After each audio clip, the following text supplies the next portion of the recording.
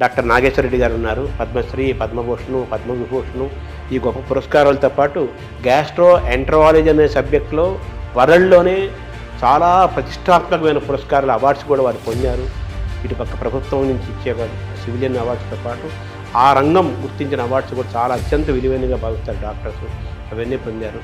వారిని అడిగి గ్యాస్ట్రో ఎంటరాలజీకి రిలేటెడ్గా చూసుకుంటూ మన కడుపు, జీర్ణాశయం, ఆరోగ్యం, ఆహారం, ఆనందం, సుఖం, లాంగివిటీ ఆఫ్ లైఫ్ స్ట్రాంగ్గా ఉండాలంటే ఏం చేయాలి, ఏం చేయకూడదు, ఇవన్నీ కూడా డాక్టర్ గారి ద్వారా మనం తెలుసుకునే ప్రయత్నం చేద్దాం. ₹1,00,00,000 జీతాన్ని కూడా ఇవ్వడానికి 10 ఏళ్ల క్రితం మీకు అవకాశం వచ్చినా కానీ అవన్నీ వదులుకొని, ఎందుకంటే మనం ఎందుకు గట్ హెల్త్ విషయంలో వెనకబడ్డాము. చాలా వరకు ఈ బ్యాక్టీరియా కంట్రోల్లో జరుగుతుంది. ఐశ్వర్య రాయ్ అని యాక్ట్రెస్ లేదు, ఆమె she's example of perfect health. అంత డిఫరెన్స్ ఉందా బ్యాక్టీరియా? థర్డ్ థింగ్ ఏమంటే as far as possible normal delivery encourage చేయాలి, సిజేరియన్ డెలివరీ చేయాలి. ఫుడ్ ఈజ్ మెడిసిన్ కూడా అంటున్నారు. దానికే మేము చాలా రీసెర్చ్ చేశాను, మెడిటరేనియన్ ఫుడ్ అని. అన్నం తింటే తొందరగా అరుగుతుంది, ఈజీ డైజెస్టివ్ అనే మనకి ఈజీ డైజెషన్ మనకు మంచిది కాదు. మన భారతదేశాన్ని బ్లూ జోన్గా మార్చలేమా? బ్లూ జోన్ అంటే ఒకరిద్దరు పాటించింది కాదు. అంటే బ్లూ జోన్గా మారడం అంటే ఏం చేయాలి సార్? అందరూ అక్కడ 100 years బతుకుతారు. ఫుడ్ అండ్ యాక్టివిటీసే మెయిన్. ఎక్సర్సైజ్లో 2 types ఉన్నాయి. కొంతమందికి మార్నింగ్ ఎక్సర్సైజ్ చేస్తే మంచిది, కొంతమందికి రాత్రి చేస్తే మంచిది. అంటే స్లీప్ చేతిలో మనం ఉన్నామా?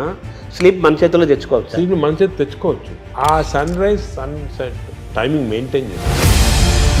బాడీ మంది కదా, ఓన్ యువర్ ఓన్ బాడీ అంటాం మనం. ఒక్కొక్క దానికి ఒక్కొక్క ఏజ్ ఉంటుంది. Human beings actually 120 years normal. బ్యాంకులు లాగా స్టూల్ బ్యాంకులు వస్తాయని. మంచి హెల్తీ పీపుల్ని స్టూల్ తీసుకుంటే ఈ ఐబిఎస్ గురించి కూడా చాలా చర్చ జరుగుతుంది. IBS 30% of normal population IBS ఉంది. ఐబిఎస్ అంటే ఏమి? డైరియా రావచ్చు, కాన్స్టిపేషన్ రావచ్చు, పెయిన్ రావచ్చు, ఈ కాంబినేషన్లో రావచ్చు. ప్లాస్టిక్ దాని రోల్ కూడా ఉంది కదా సార్ అందులో. ఆ ఫ్యాటీ లివర్ పెరుగుతుంది కదా ఇప్పుడు. ఫ్యాటీ లివర్ ఉన్న వాళ్ళు ఫ్యాటీ లివర్తో చనిపోరు. అంత తొందరగానే వచ్చేస్తే I'm aiming in 5 years time. మన జీన్స్ వల్లనే మనకి ఈ ఫ్యాటీ లివర్ పెరుగుతుంది, పొట్టలు వస్తున్నాయి, పొట్ట పెరుగుతుంది అంటున్నారు కదా. ఈ ఎపిజెనెటిక్స్ టెక్నిక్స్లో ఈ జీన్స్ని బ్లాక్ చేశారు. ఈ ఒబెసిటీని తగ్గించడానికి, డయాబెటీస్ని కంట్రోల్ చేయడానికి ఇంజెక్షన్స్ వచ్చాయి అంటున్నారు. మెడికల్ షాప్స్లో అమ్ముతున్నారు, తీసుకొని తప్పు చేయకూడదు. అది ఎందుకు అంటే మేజర్ గోల్ ఏంటి సార్ అంటే హెల్త్ ఫర్ పీపుల్. భారతదేశానికి నోబెల్ రాదా? మనం పని చేస్తూ ఉంటే ఏజీని ఎలా చూడాలనుకుంటున్నారు భవిష్యత్తులో? మీరు డాక్టర్స్కి, పబ్లిక్కి, ప్రభుత్వాలకి ఇచ్చే ఒక సింగిల్ మెసేజ్ ఏంటి సార్?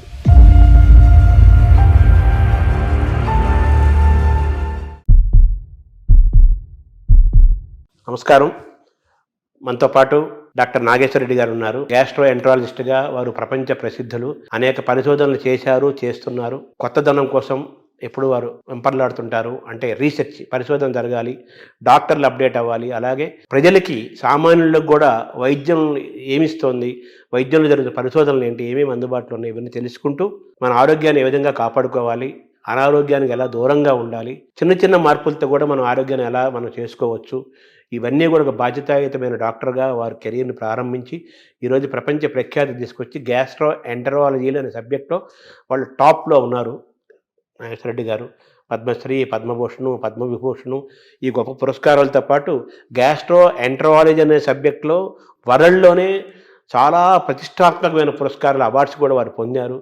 ఇటుపక్క ప్రభుత్వం నుంచి ఇచ్చే సివిలియన్ అవార్డ్స్తో పాటు ఆ రంగం గుర్తించిన అవార్డ్స్ కూడా చాలా అత్యంత విలువైనగా భావిస్తారు డాక్టర్స్. అవన్నీ పొందారు. వారిని అడిగి గ్యాస్ట్రో ఎంటరాలజీకి రిలేటెడ్గా చూసుకుంటూ మన కడుపు, జీర్ణాశయం, ఆరోగ్యం, ఆహారం, ఆనందం, సుఖం, అలాగే లాంగివిటీ ఆఫ్ లైఫ్ స్ట్రాంగ్గా ఉండాలంటే ఏం చేయాలి, ఏం చేయాలి, ఏం చేయకూడదు, ఇవన్నీ కూడా డాక్టర్ గారి ద్వారా మనం తెలుసుకునే ప్రయత్నం చేద్దాం. నమస్కారం డాక్టర్ గారు.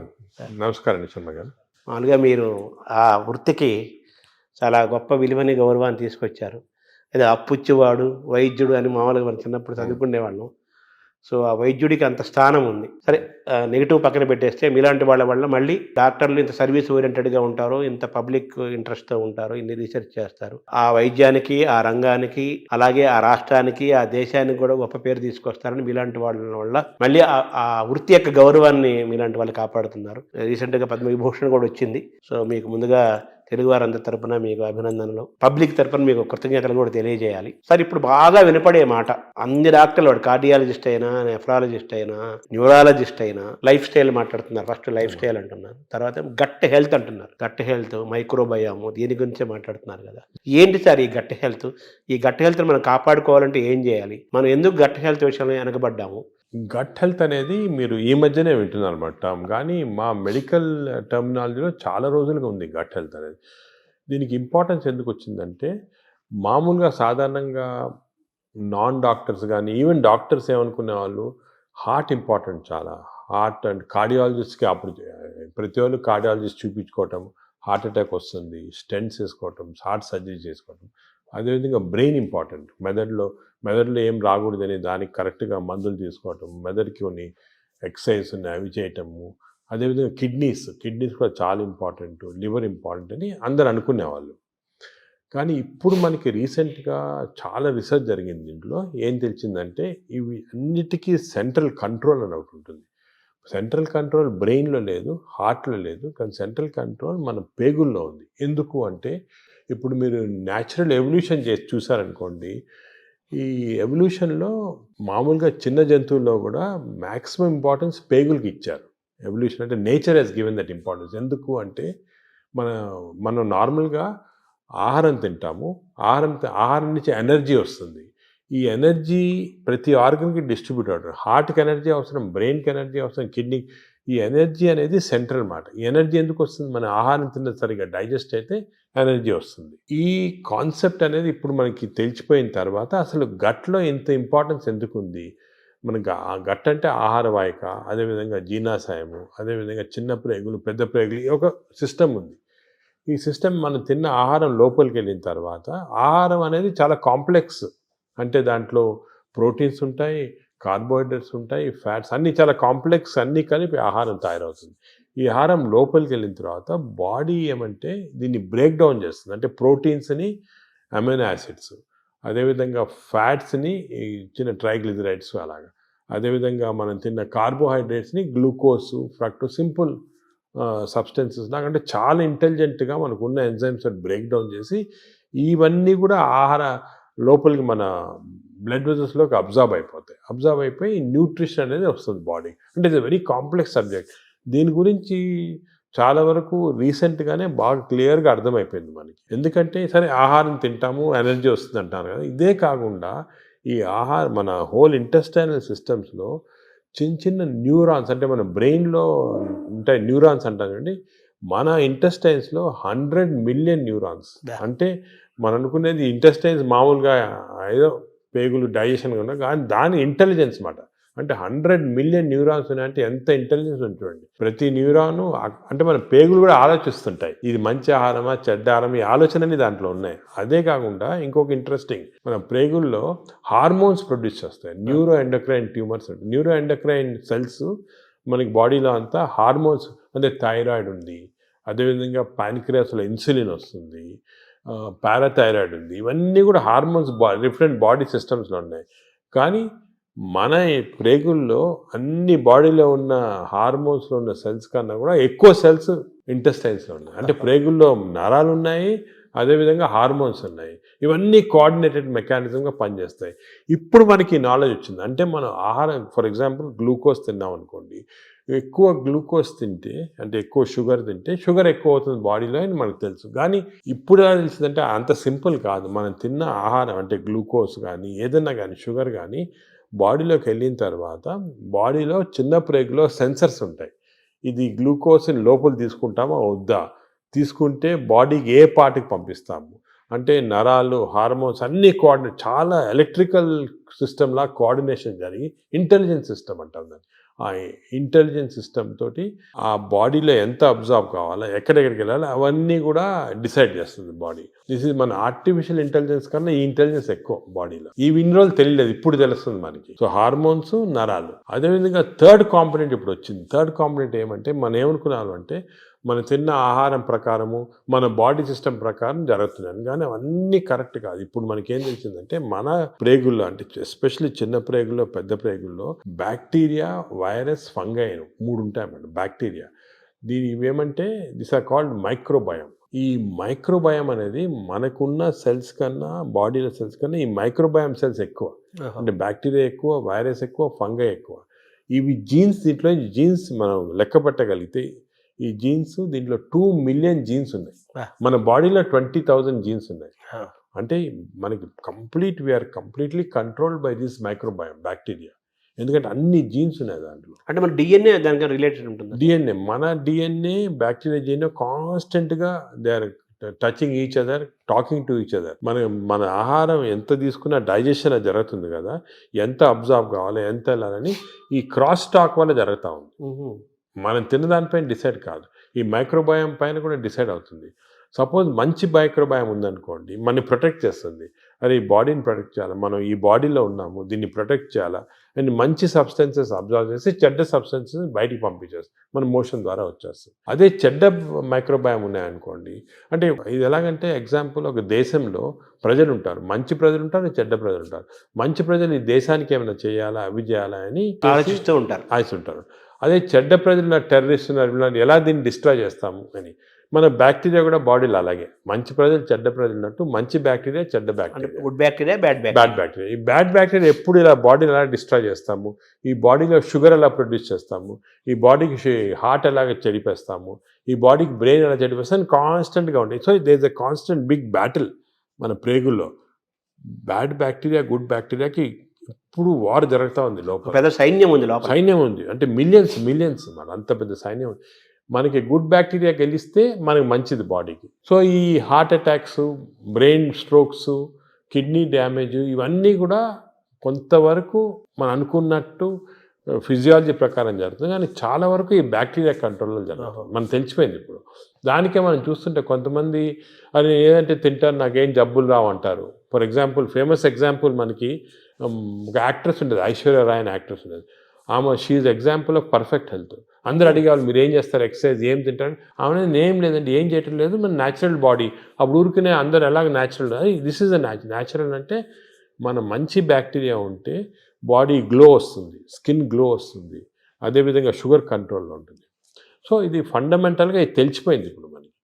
సో మోస్ట్ ఇంపార్టెంట్ ఇప్పుడు ప్రజలు అడిగేది ఏమంటే how to have good bacteria, how to avoid bad bacteria. ఇది అనేది ఫండమెంటల్ క్వశ్చన్ వచ్చింది మనకి. దీని గురించి చాలా రీసెర్చ్ జరుగుతుంది. ఇంకో ఫండమెంటల్ క్వశ్చన్ మా వాళ్ళు చాలామంది నన్ను అడుగుతుంటారు, అది ఇన్ని సంవత్సరాలుగా మనం చూస్తున్నాం కదా, ఇది ఎందుకు తెలియదు, ఈ నాలెడ్జ్ ఎందుకు లేదు? ఈ బ్యాక్టీరియా గురించి ఇప్పుడే 2-3 సంవత్సరాలుగా మాట్లాడుతున్నారు అందరు, మీరు కూడా 2-3 సంవత్సరాలుగా ఎందుకు తెలియలేదంటే, ఈ బ్యాక్టీరియా అనేది లోపల ఉంటాయి కదా, దీన్ని తీసి కల్చర్ చేసి స్టడీ చేసే టెక్నిక్స్ మన దగ్గర లేవు ఇన్ని రోజులు. గత 3-4 సంవత్సరాలుగా మెటాజీనోమిక్స్ అని కొత్త టెక్నాలజీ వచ్చింది. అంటే ఈ బ్యాక్టీరియా తీసి మనం జీనోమిక్ స్టడీస్ చేసి ఏ బ్యాక్టీరియా ఎన్ని ఉన్నాయి అవన్నీ కూడా జస్ట్ 2-3 ఇయర్స్గానే నాలెడ్జ్ వచ్చింది. దానివల్ల మనకు అంతా ఇప్పుడు తెలిసింది. That's why are so excited about this knowledge. ఎందుకంటే ఈ కొత్త నాలెడ్జ్ ఇప్పుడు వచ్చింది కదా, ఇవన్నీ క్లారిఫై అయిపోతున్నాయి పాయింట్స్. మెటాజీనోమిక్స్ మేము మా హాస్పిటల్లో పెద్ద ల్యాబ్స్ పెట్టాము, మెటబాలోమిక్స్, దాని తర్వాత మెటాజీనోమిక్స్, మైక్రోబయామ్ ల్యాబ్ అని స్టార్ట్ చేసి ఇవన్నీ స్టడీ చేస్తున్నాం. అంటే ఈ మైక్రోబయామ్స్ ఉన్నాయి కదా, అవి కూడా దే ఆర్ ప్రొడ్యూసింగ్ సబ్స్టెన్సెస్, ఈ అన్ని మెటబొలైట్స్ అంటారు. దాని స్టడీ కదా మెటబాలామిక్స్. మేము we are started a mass spectroscopy అని ఒక పెద్ద ఇన్స్ట్రుమెంట్, అది తీసుకొని స్టడీ చేస్తున్నాం ఏ బ్యాక్టీరియా ఏది ప్రొడ్యూస్ చేస్తుంది మన బాడీలో. For example, there is a chemical called TMAO. ఈ TMAO ప్రొడ్యూస్ చేసే బ్యాక్టీరియా ఎక్కువైతే ఆ ఎక్కువ సబ్స్టెన్స్ వెళ్ళి హార్ట్ అటాక్స్ ఇస్తుంది. So heart attack is not because of any clogging and all, is because of TMAO. So ఈ బ్యాక్టీరియా ఎలిమినేట్ చేస్తే మనకి ఛాన్స్ తగ్గిపోతుంది హార్ట్ అటాక్. అదేవిధంగా బ్రెయిన్లో 2 సబ్స్టెన్సెస్ చాలా ఇంపార్టెంట్, డోపమిన్ అండ్ సెరటోనిన్. ఈ 2 కెమికల్స్ ఆర్ వెరీ ఇంపార్టెంట్. వాటి యొక్క చర్యలు ఏంటి సార్? ఇవి ఏం చేస్తాయి, డోపమిన్ ఈ బ్లడ్లో నుంచి బ్రెయిన్కి వెళ్ళిపోయి బ్రెయిన్ని స్టిమ్యులేట్ చేసి మనం మంచి థింకింగ్, స్మార్ట్ థింకింగ్, డల్నెస్ తగ్గించేస్తాయి, డిప్రెషన్ తగ్గించేస్తాయి. ఇవన్నీ కెమికల్స్ చేస్తామండి బ్రెయిన్లో. ఇంతకుముందు మనము కొంతమంది ఆర్టిఫిషియల్గా తీసుకునేవాళ్ళు, కానీ అది మంచిది కాదు. ఇంతకుముందు ఏమనుకున్నాం అంటే ఫుడ్, ఫర్ ఎగ్జాంపుల్ ఆల్మండ్స్ తింటే మంచిది, దాంట్లో సెరటోనిన్ ఇంక్రీజ్ అవుతాయని అనుకునేవాళ్ళు. కానీ ఈ ఫుడ్ డైరెక్ట్గా దానివల్ల కాదు. ఈ ఫుడ్, మనం తిన్న ఫుడ్ని బ్యాక్టీరియా తీసుకొని, ఫర్ ఎగ్జాంపుల్ మనం బాదం తిన్నామనుకోండి, మంచి బ్యాక్టీరియా ఉంటే ఈ బాదంని లో ఉన్న ట్రిప్టోఫాన్ని సెరటిన్ లాగా మార్చేస్తుంది బాడీకి. సెరటిన్ అంటే బ్యాక్టీరియా ప్రొడ్యూసింగ్ సెరటిన్, డోపమిన్ ఇవన్నీ కూడా, ఇవి కూడా మంచి గుడ్ ఈ బ్యాక్టీరియా. డోపమిన్ వల్ల సార్ దానివల్ల ఏం జరుగుతుంది? డోపమిన్ వల్ల అగైన్ బాడీ ఎనర్జీ వస్తుంది, ఎక్సర్సైజ్ చేయాలనిపిస్తుంది, పాజిటివ్ థాట్స్ వస్తాయి. ఈ డోపమిన్ తక్కువ ఉన్న వాళ్ళు ఎప్పుడు డల్గా కూర్చొని ఎక్సర్సైజ్ చేయరు, దానివల్ల బద్ధంగా వచ్చే ఫ్యాట్, బాడీలో బాగా ఫ్యాట్ రావడం అవన్నీ అలా వస్తాయి. ఈ స్లీప్లెస్నెస్ అవన్నీ కూడా బ్యాక్టీరియాకి సంబంధించి. సో ఇవన్నీ మనకి ఇప్పుడు నాలెడ్జ్ వచ్చేసింది. ఈ బ్యాక్టీరియా ఏవే మంచిది, ఏవి చెడ్డవి, ఇవి మెయింటైన్ చేసుకోవాలి కరెక్ట్గా మనం. అంటే ఎలా మెయింటైన్ చేసుకోవాలి సార్? ఫుడ్లో ఉందా, మన ఎక్సర్సైజ్లో ఉందా? సో మనకి బ్యాక్టీరియా కూడా చాలా వరకు ఫుడ్లో, మనం తిన్న ఫుడ్ ప్రకారం ఒకటి, ఎక్స్టర్నల్ బ్యాక్టీరియా మనకు వస్తుంది. ఇది 3 ఇంపార్టెంట్ రీజన్స్ మనకు తెలియాలి, ప్రజలు కూడా తెలియాలి. ఏమంటే మనకి ఒరిజినల్గా పుట్టుకతోటే బ్యాక్టీరియా వస్తాయి బాడీలో, ఆహారం నుంచి. న్యూ బార్న్ ఆహారం తింది కదా, ఆహారం లేకుండా పుట్టుకతోనే వచ్చేస్తుంది. పుట్టుకతో ఎలాగంటే మదర్ నుంచి డెలివరీలో వచ్చేస్తుంది బ్యాక్టీరియా. అంటే మన తొలి జీవే బ్యాక్టీరియా అని చెప్పచ్చా? అంటే తొలి జీవి అని కాదు, మనం పుట్టినప్పుడు మన కడుపులో స్టెరైల్గా ఉండవు, బ్యాక్టీరియా ఉంటాయి. ఎందుకు అంటే ఈ ఒకటి మన మదర్ ప్లసెంటా ఉంటుంది కదా, లోపల బర్త్ ప్లసెంటాలో కొంతవరకు బ్యాక్టీరియా వెళ్ళిపోతాయి. అంటే ఆమ్నియాటిక్ ఫ్లూయిడ్ అని ఉంటుంది దాంట్లో బ్యాక్టీరియా. అదేవిధంగా బర్త్ కెనాల్ నుంచి పాస్ అయినప్పుడు బేబీ బ్యాక్టీరియా కొన్ని మింగేస్తాయి మదర్ బేబీ. దానికే మేము చాలా రీసెర్చ్ జరిగింది దీని గురించి. ఏం కనుక్కున్నామంటే, మనకి suppose baby is born natural birth, antibiotics వాడలేదు 6 months, మదర్స్ మిల్క్ ఇచ్చామనుకోండి, మదర్స్ మిల్క్ 6 months వాడితే మంచి బ్యాక్టీరియా ఉంటాయి పుట్టుకతోటి. 6 months తర్వాత మంచి బ్యాక్టీరియా. అదే కాకుండా ఈ సిజేరియన్ డెలివరీ చేసి బ్రెస్ట్ మిల్క్ ఇవ్వకపోతే యాంటీబయాటిక్స్ ఫస్ట్ 6 monthsలో వాడితే చిల్డ్రన్లో బ్యాక్టీరియా మార్పులు వచ్చేస్తాయి, చెడ్డ బ్యాక్టీరియా ఉంటాయి. సో పుట్టుకతోటి we're starting with advantage or disadvantage. Advantage or disadvantage పాపం మా బేబీ డిసైడ్ చేయదు, మదరు, పేరెంట్స్, డాక్టర్ వాళ్ళు డిసైడ్ చేస్తారు. అంటే ప్రెగ్నెన్సీ దశలోనే ప్రీ ప్రెగ్నెన్సీ దశ నుంచే అవగాహన చూడాలంటారా? అంటే అంటే మనకి యాంటీబయాటిక్స్ మదర్కి కూడా వాడకూడదు, ఎంత తక్కువ వాడితే అంత మంచిది. బేబీకి 6 months దాకా అసలు యాంటీబయాటిక్ వాడకపోతే మంచిది. ఇంకోటి ఫీడింగ్ కూడా మనం ఎంకరేజ్ చేయాలి. ఊర్లలో చేసేవాళ్ళు ఇంతకుముందు, ఇప్పుడు ఏదో సిటీస్లో అంతా ఫ్యాషన్ అయిపోయింది ఈ డబ్బా పాలియటం అని, అవన్నీ పోవాలి. 6 months దాకా కంపల్సరీ బేబీకి మదర్ మిల్క్ ఇవ్వాలి. మదర్ మిల్క్లో కొన్ని సబ్స్టెన్సెస్ ఉన్నాయి, స్పెషల్ సబ్స్టెన్స్, అంటే నేచర్ ఇచ్చింది. ఈ సబ్స్టెన్సెస్ వల్ల మంచి బ్యాక్టీరియా గ్రోత్ వచ్చేస్తుంది బాడీలో. బ్రెస్ట్ మిల్క్ ఇది best breast milk is best milk and breast milk is best for bacteria, correct bacteria. అది ఇప్పుడు తెలిసిపోయింది క్లియర్గా. సో 6 months ఉండాలి. అదేవిధంగా చిల్డ్రన్కి ఎంత మరీ అవసరమైతే తప్ప యాంటీబయాటిక్స్ ఇవ్వకూడదు. యాంటీబయాటిక్స్ మనం ఇచ్చేసామనుకోండి బ్యాక్టీరియా చేంజ్ అయ్యాం. ఇప్పుడు యాంటీబయాటిక్స్ అంతకుముందు డాక్టర్ ప్రిస్క్రిప్షన్ అవి ఉండేవి, ఇప్పుడు ఏమీ లేవు, అందరూ మెడికల్ షాప్కి వెళ్ళి తీసుకోవడం అది కరెక్ట్ కాదు. దానికి యాంటీబయాటిక్స్ ఇవ్వకూడదు. థర్డ్ థింగ్ ఏమంటే, as far as possible normal delivery encourage చేయాలి, సిజేరియన్ డెలివరీ చేయకూడదు. అవునా సార్? అంటే అంత డిఫరెన్స్ ఉందా? బ్యాక్టీరియా డిఫరెన్స్ ఉందా? సిజేరియన్ ఇప్పుడు అసలు హాంకాంగ్లో ఒక మంచి ఇచ్చేసారు. ఇప్పుడు ఏం చేస్తారంటే, అక్కడ సిజేరియన్ డెలివరీస్ ఎక్కువ అవుతున్నాయని మదర్కి ఆ సిజేరియన్ డెలివరీ టైంలో స్టూల్ ఉంటుంది, అది తీసి పక్కకు ఫ్రిడ్జ్లో పెట్టి బేబీ డెలివరీ సిజేరియన్ అయినా కూడా బేబీ డెలివరీ అయిన తర్వాత ఆ స్టూల్ ఫీడ్ చేస్తున్నారు బేబీకి. అవును. సో అట్లీస్ట్ కొంతవరకు నార్మల్ బ్యాక్టీరియా రావడానికి అంత ఇంపార్టెన్స్ ఉంది. సో ఇప్పుడున్న వాతావరణంలో మీరు చెప్పినట్టుగా, అంటే మనిషి పుట్టినప్పుడు నుంచే, పుట్టబోయే ముందు దశ నుంచే వెళ్ళిపోయేంత వరకు బ్యాక్టీరియా మేనేజ్మెంట్. అప్పుడే ఎందుకు చెప్తున్నాను ఇంపార్టెంట్, అందరూ ఏమంటారు తర్వాత చూసుకుంటాం మనం, పెద్ద అదిగా పుట్టినప్పటి నుంచి స్టార్ట్ అవుతుంది బ్యాక్టీరియా మేనేజ్. పుట్టినప్పుడే ఈ 3 precautions follow: normal delivery, breast feeding, అదేవిధంగా నో యాంటీబయాటిక్స్ చిల్డ్రన్లో 6 months దాకా. చాలా స్ట్రిక్ట్గా ఫాలో అయ్యామనుకోండి, వీ స్టార్ట్ విత్ అడ్వాంటేజ్. ఇప్పుడు మనం ఆల్రెడీ దాటేసాం, ఇప్పుడు న్యూ బేబీస్ ఓకే. ఇప్పుడు దాటిన తర్వాత కొన్ని మార్పులు, అప్పుడు నెక్స్ట్ ఏమంటే నెక్స్ట్ ఎలాగా డెవలప్ చేయాలని, ఫస్ట్ ఫుడ్ చిల్డ్రన్ నుంచి స్టార్ట్ అవుతుంది. చిల్డ్రన్ నుంచి కొన్ని టైప్ ఆఫ్, ఇప్పుడు ఫైబర్ ఎక్కువ ఉన్న ఫుడ్, దాని తర్వాత ఎక్కువ న్యాచురల్ ఫుడ్స్, అంటే మన ఆర్గానిక్ ఫుడ్, అటువంటి న్యాచురల్ ఫుడ్స్, ఎక్కువ వెజిటబుల్స్, ఇటువంటివన్నీ మంచివి. కానీ అన్ఫార్చునేట్లీ ఒక రాంగ్ థింగ్ ఏమవుతుందంటే, ఫాస్ట్ ఫుడ్. చిల్డ్రన్ స్కూల్కి వెళ్ళగానే పక్కనే ఫాస్ట్ ఫుడ్ షాప్ ఉంటుంది, ఫాస్ట్ ఫుడ్స్, ఈ బర్గర్స్, చిప్స్, ఇటువంటివన్నీ, నూడిల్స్, ఇవన్నీ కూడా బ్యాడ్ బ్యాక్టీరియా కారణం.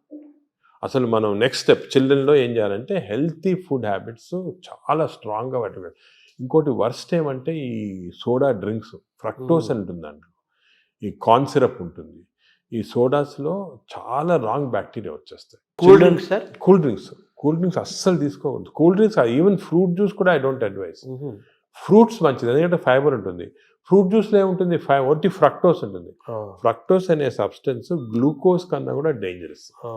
అసలు దానికి కూల్ డ్రింక్స్, ఫ్రూట్ జ్యూసెస్ తాగకూడదు. అందరు మిస్టేక్ అంటే కూల్ డ్రింక్స్ తాగడం లేదు, ఫ్రూట్ జ్యూస్ తాగుతున్నాడు. ఫ్రూట్ జ్యూస్ తాగకపోతే ఫ్రూట్ తినొచ్చు కదా. అవును, ఫ్రూట్లో ఫైబర్ ఉంటుంది, న్యాచురల్ అది. మీకు ఫ్రూట్ జ్యూస్లో ఫ్రక్టోస్ వచ్చి బాడీకి మంచిది కాదు ఫ్రక్టోస్. సో అది we should avoid completely. So children next step, baby నుంచి చిల్డ్రన్లో ఏమంటే we should advise them healthy foods. ఈ మిడ్ డే మీల్స్ కూడా స్కూల్లో పెడతారు, అవి కూడా ఒకటేమంటే ఈ ఫాస్ట్ ఫుడ్స్ అవాయిడ్ చేయాలి. Second, hygiene important. ఇప్పుడు ఏమంటే ఈ మిడ్ డే మీల్స్ కుకింగ్లో మనం చూస్తుంటాం, చాలా బ్యాడ్ హైజీన్ వల్ల బ్యాడ్ బ్యాక్టీరియా వస్తుంది.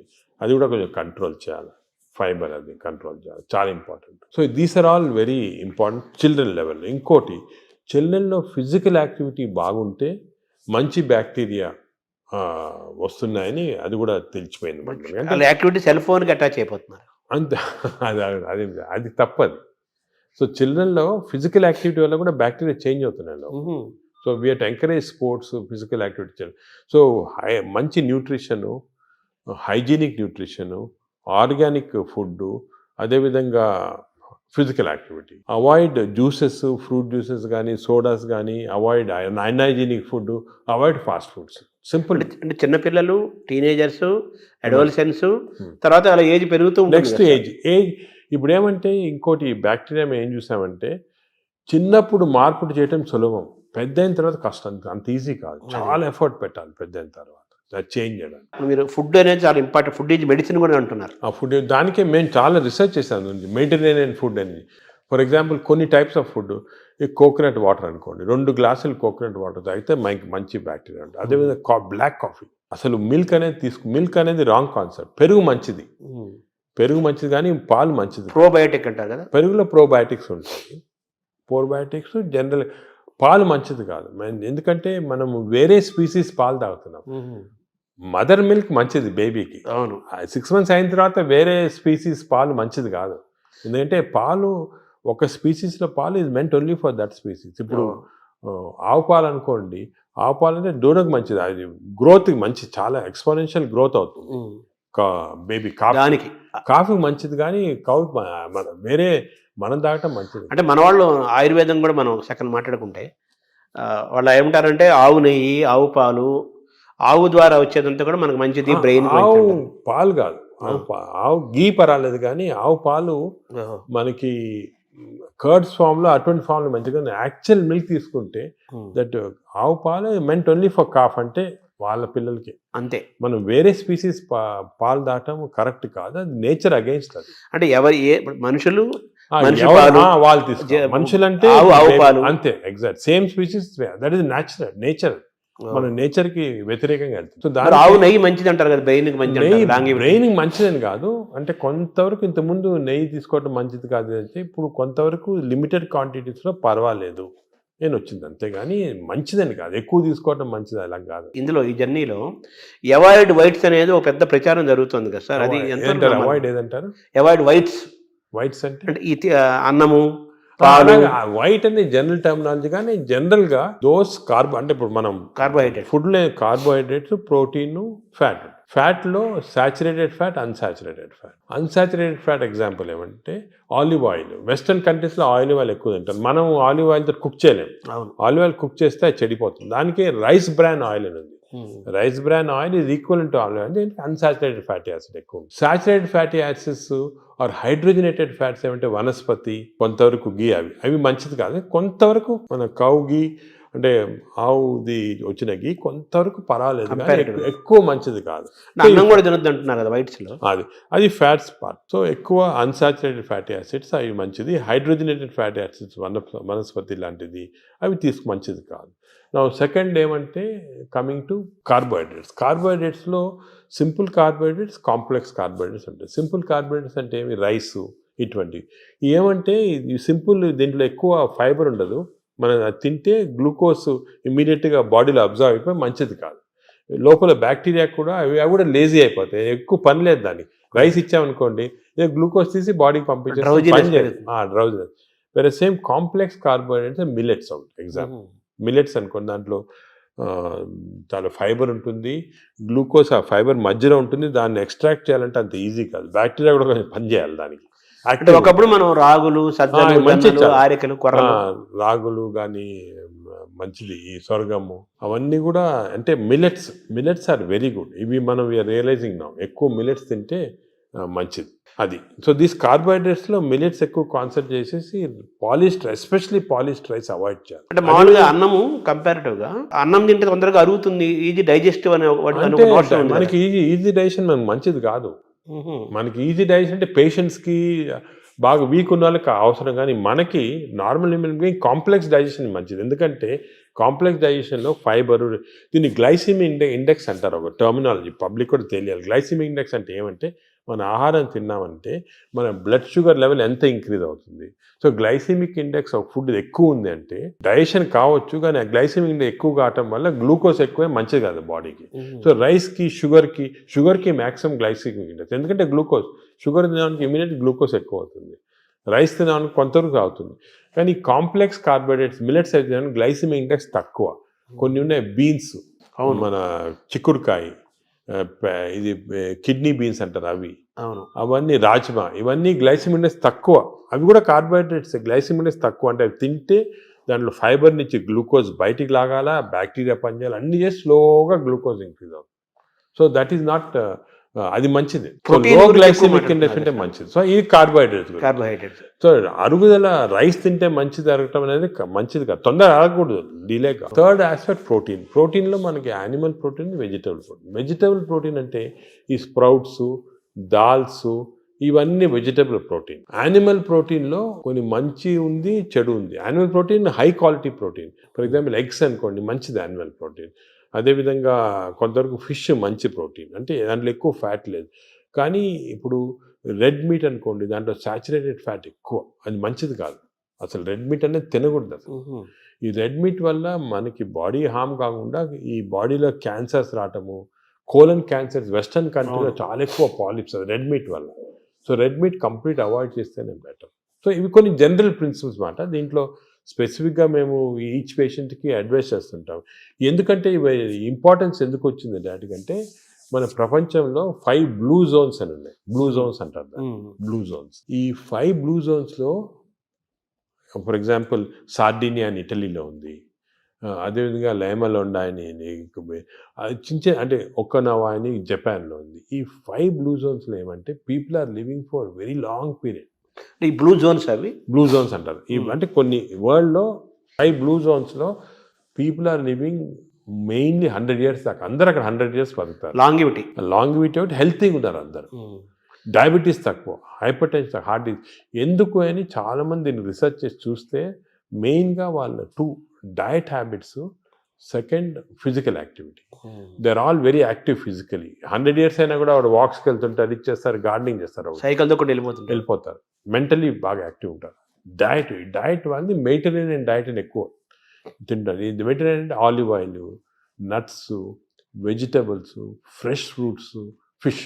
ఫుడ్ అండ్ యాక్టివిటీసే మెయిన్. ఫుడ్ ఇటువంటి ఫుడ్ అంటే మన బాడీకి ఎక్కువ స్ట్రెయిన్ లేకుండా మంచి ఫుడ్. ఇవి మేము యాక్చువల్లీ మా దాంట్లో రీసెర్చ్ చేసి ఇటువంటి ఫుడ్ ఆలివ్ ఆయిల్ మనం తినలేము. Then we are converted it Indo Mediterranean diet. మా వెబ్సైట్లో దొరుకుతుంది, మీకు 400 రెసిపీస్ ఉన్నాయి. అంటే మెడిటరేనియన్ దోశ ఎలా చేయాలా, మెడిటరేనియన్ ఇడ్లీ ఎలా ఉంటుంది, వేరేగా ఉంటుంది మన దాంట్లో. మన ఇడ్లీ అనుకోండి రిఫైన్డ్ కార్బోహైడ్రేట్, అది తింటే గ్లూకోజ్ తక్కువ ఇంక్రీజ్ మంచిదిగా. మెడిటరేనియన్ ఇడ్లీ తింటే అలా కాదు, స్లోగా డైజెస్ట్ అయ్యి బాడీకి మంచిది. సో ఏమంటే అంటే మామూలుగా అందరికి ఉన్న నోషన్ ఏంటంటే తొందరగా అరిగేది మంచి ఫుడ్ అని, తర్వాత మన బాడీ చాలా బాగా పనిచేస్తుంది అని ఫీలింగ్ లో ఉంటారు. తప్పు అదే ఐ వాంట్ యూనోటి. అసలు అరుగుదల స్లోగా అరిగేది మంచిది. Body has to work for digestion. బాడీలో స్లోగా గ్లూకోజ్ రావాలా. పేషెంట్స్కే మనకి వి వాంట్ క్విక్ డైజెషన్ ఉంటుంది, మన నార్మల్ పీపుల్కి అది మంచిది కాదు. సార్ ఈ ప్రోటీన్ గురించి మీరు చెప్పారు కదా, ఫిష్, ఎగ్స్ ఇవి చెప్పారు. అదంతా నాన్ వెజిటేరియన్ వాళ్ళకి ఎక్కడ? వెజిటేరియన్ వాళ్ళకి ప్రోటీన్స్ చాలా. అసలు వెజిటేరియన్ ప్రోటీన్ మంచి ప్రోటీను, దాల్, స్ప్రౌట్స్, ఆల్ లెంటిల్స్లో ప్రోటీన్స్ ఉంటాయి. ఈ బీన్స్ ఇటువంటి దాంట్లో కూడా పెసర మంచిది. ఇప్పుడు దోశ బదులు పెసరట్టు తినండి, మంచిది. మన పెసరట్టు మంచిది చాలా.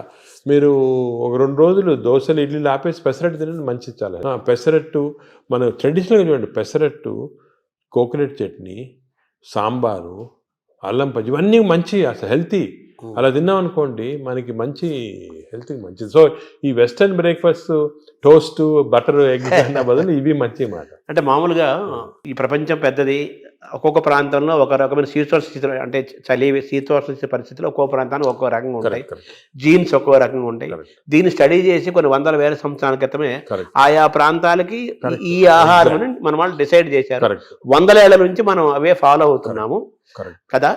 ఇప్పుడు ఇది మారడం లేదు. నేను అనేది ఏమంటే మనం ఏ ప్రాంతంలో ఉన్నామంటే ఆ ప్రాంతము భోజనం ఫుడ్స్ అడాప్ట్ చేయడం మంచిది. అవును, మీరు చెప్పాను కదా, ఫర్ ఎగ్జాంపుల్ పెసరట్టు మన దాంట్లో, అలాగా చాలా చిక్కుడుకాయతో చేస్తారు, లాల్తో చేస్తారు, సాంబారు, ఇటువంటివన్నీ హెల్తీ ఫుడ్స్. ఇవి మనము అదే కంటిన్యూ చేయాలి.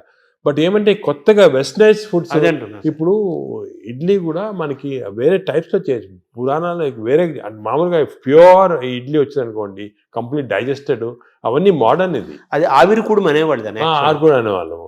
అలాగే ఇప్పుడు మనము ఆపం తీసుకోండి, ఆపం కూడా బాగా స్టీమ్డ్, అది మంచి ఇది. అది కేరళ వాడు ఎక్కువ తింటారు, అది తింటారు మన దగ్గర కూడా. సో ఇటువంటివన్నీ ఒరిజినల్ డైట్స్ అని మనం ఫాలో అయ్యి ఈ కొత్త అడిషన్స్ వచ్చాయి చూడండి, అవి మంచిది కాదు.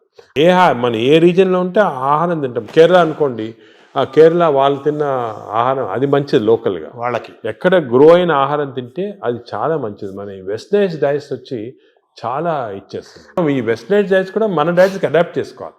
అవి తింటే కూడా మనం ప్యూర్ వెస్టర్నైజ్డ్ మెడిటరేనియన్ డైట్ మనం తినలేము. మన దానికి అడాప్ట్ చేసుకొని తింటే మనకి మంచిది. మన దోశలు వాళ్ళు తింటున్నారు, వాళ్ళ బర్గర్లు పిజ్జాలు మనం తింటున్నాం. అదే మిస్టేక్. ఇప్పుడు మామూలుగా నేను విన్నాను, ఎవరో చెప్పగా విన్నాను, ఈ బ్యాక్టీరియా మైక్రోబయోమ్ ఇంపార్టెంట్ అని చెప్పారు కదా మీరు. ఈ క్రమంలో అసలు మన బ్యాక్టీరియా ఆల్మోస్ట్ మనం కోల్పోయి యూరోపియన్ బ్యాక్టీరియా వచ్చేసింది అంటున్నారు మనలోకి. అది కరెక్ట్. అంటే స్లోగా ఈ వెస్టర్నైజేషన్ వల్ల మనకి మంచి బ్యాక్టీరియా ఉంది, అది పోయి బ్యాడ్ బ్యాక్టీరియా వచ్చి ఓవర్టేక్ చేస్తూ ఉంది. సో మనం ఇప్పుడు అగైన్ దీని గురించి కూడా మేము చాలా రీసెర్చ్ చేస్తున్నాము. We are studying bacteria in different people in different places. మన కుంభమేళా జరిగింది, దాంట్లో చాలా బ్యాక్టీరియల్ స్టడీస్ చేసాము. అలాగే వీఆర్ డన్ మంచి రిజల్ట్స్ పబ్లిష్ చేస్తున్నాము. ఇప్పుడు నేను ప్రకారం మన బ్యాక్టీరియా, మన న్యాచురల్ బ్యాక్టీరియా, మన దేశంలో ఉన్న బ్యాక్టీరియా, మన ప్రాంతాల్లో ఉన్న మంచి బ్యాక్టీరియా, అవి ప్రిజర్వ్ చేసుకోవాలి.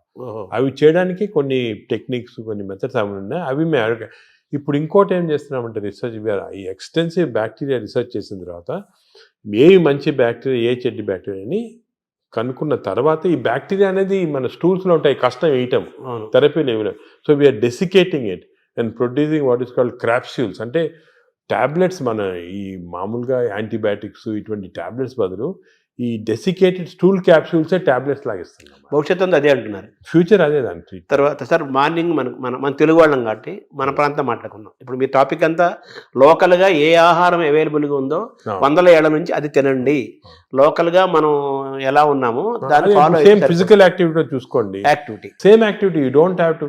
కానీ ఇప్పుడు ఆ ఆఫీస్లో కూర్చోవడం టైం లేకుండా వేరే అడ్వకేటింగ్, సరే ఎక్సర్సైజ్ 1 hour చేయాలా, ఎక్సర్సైజ్ చేయాలా.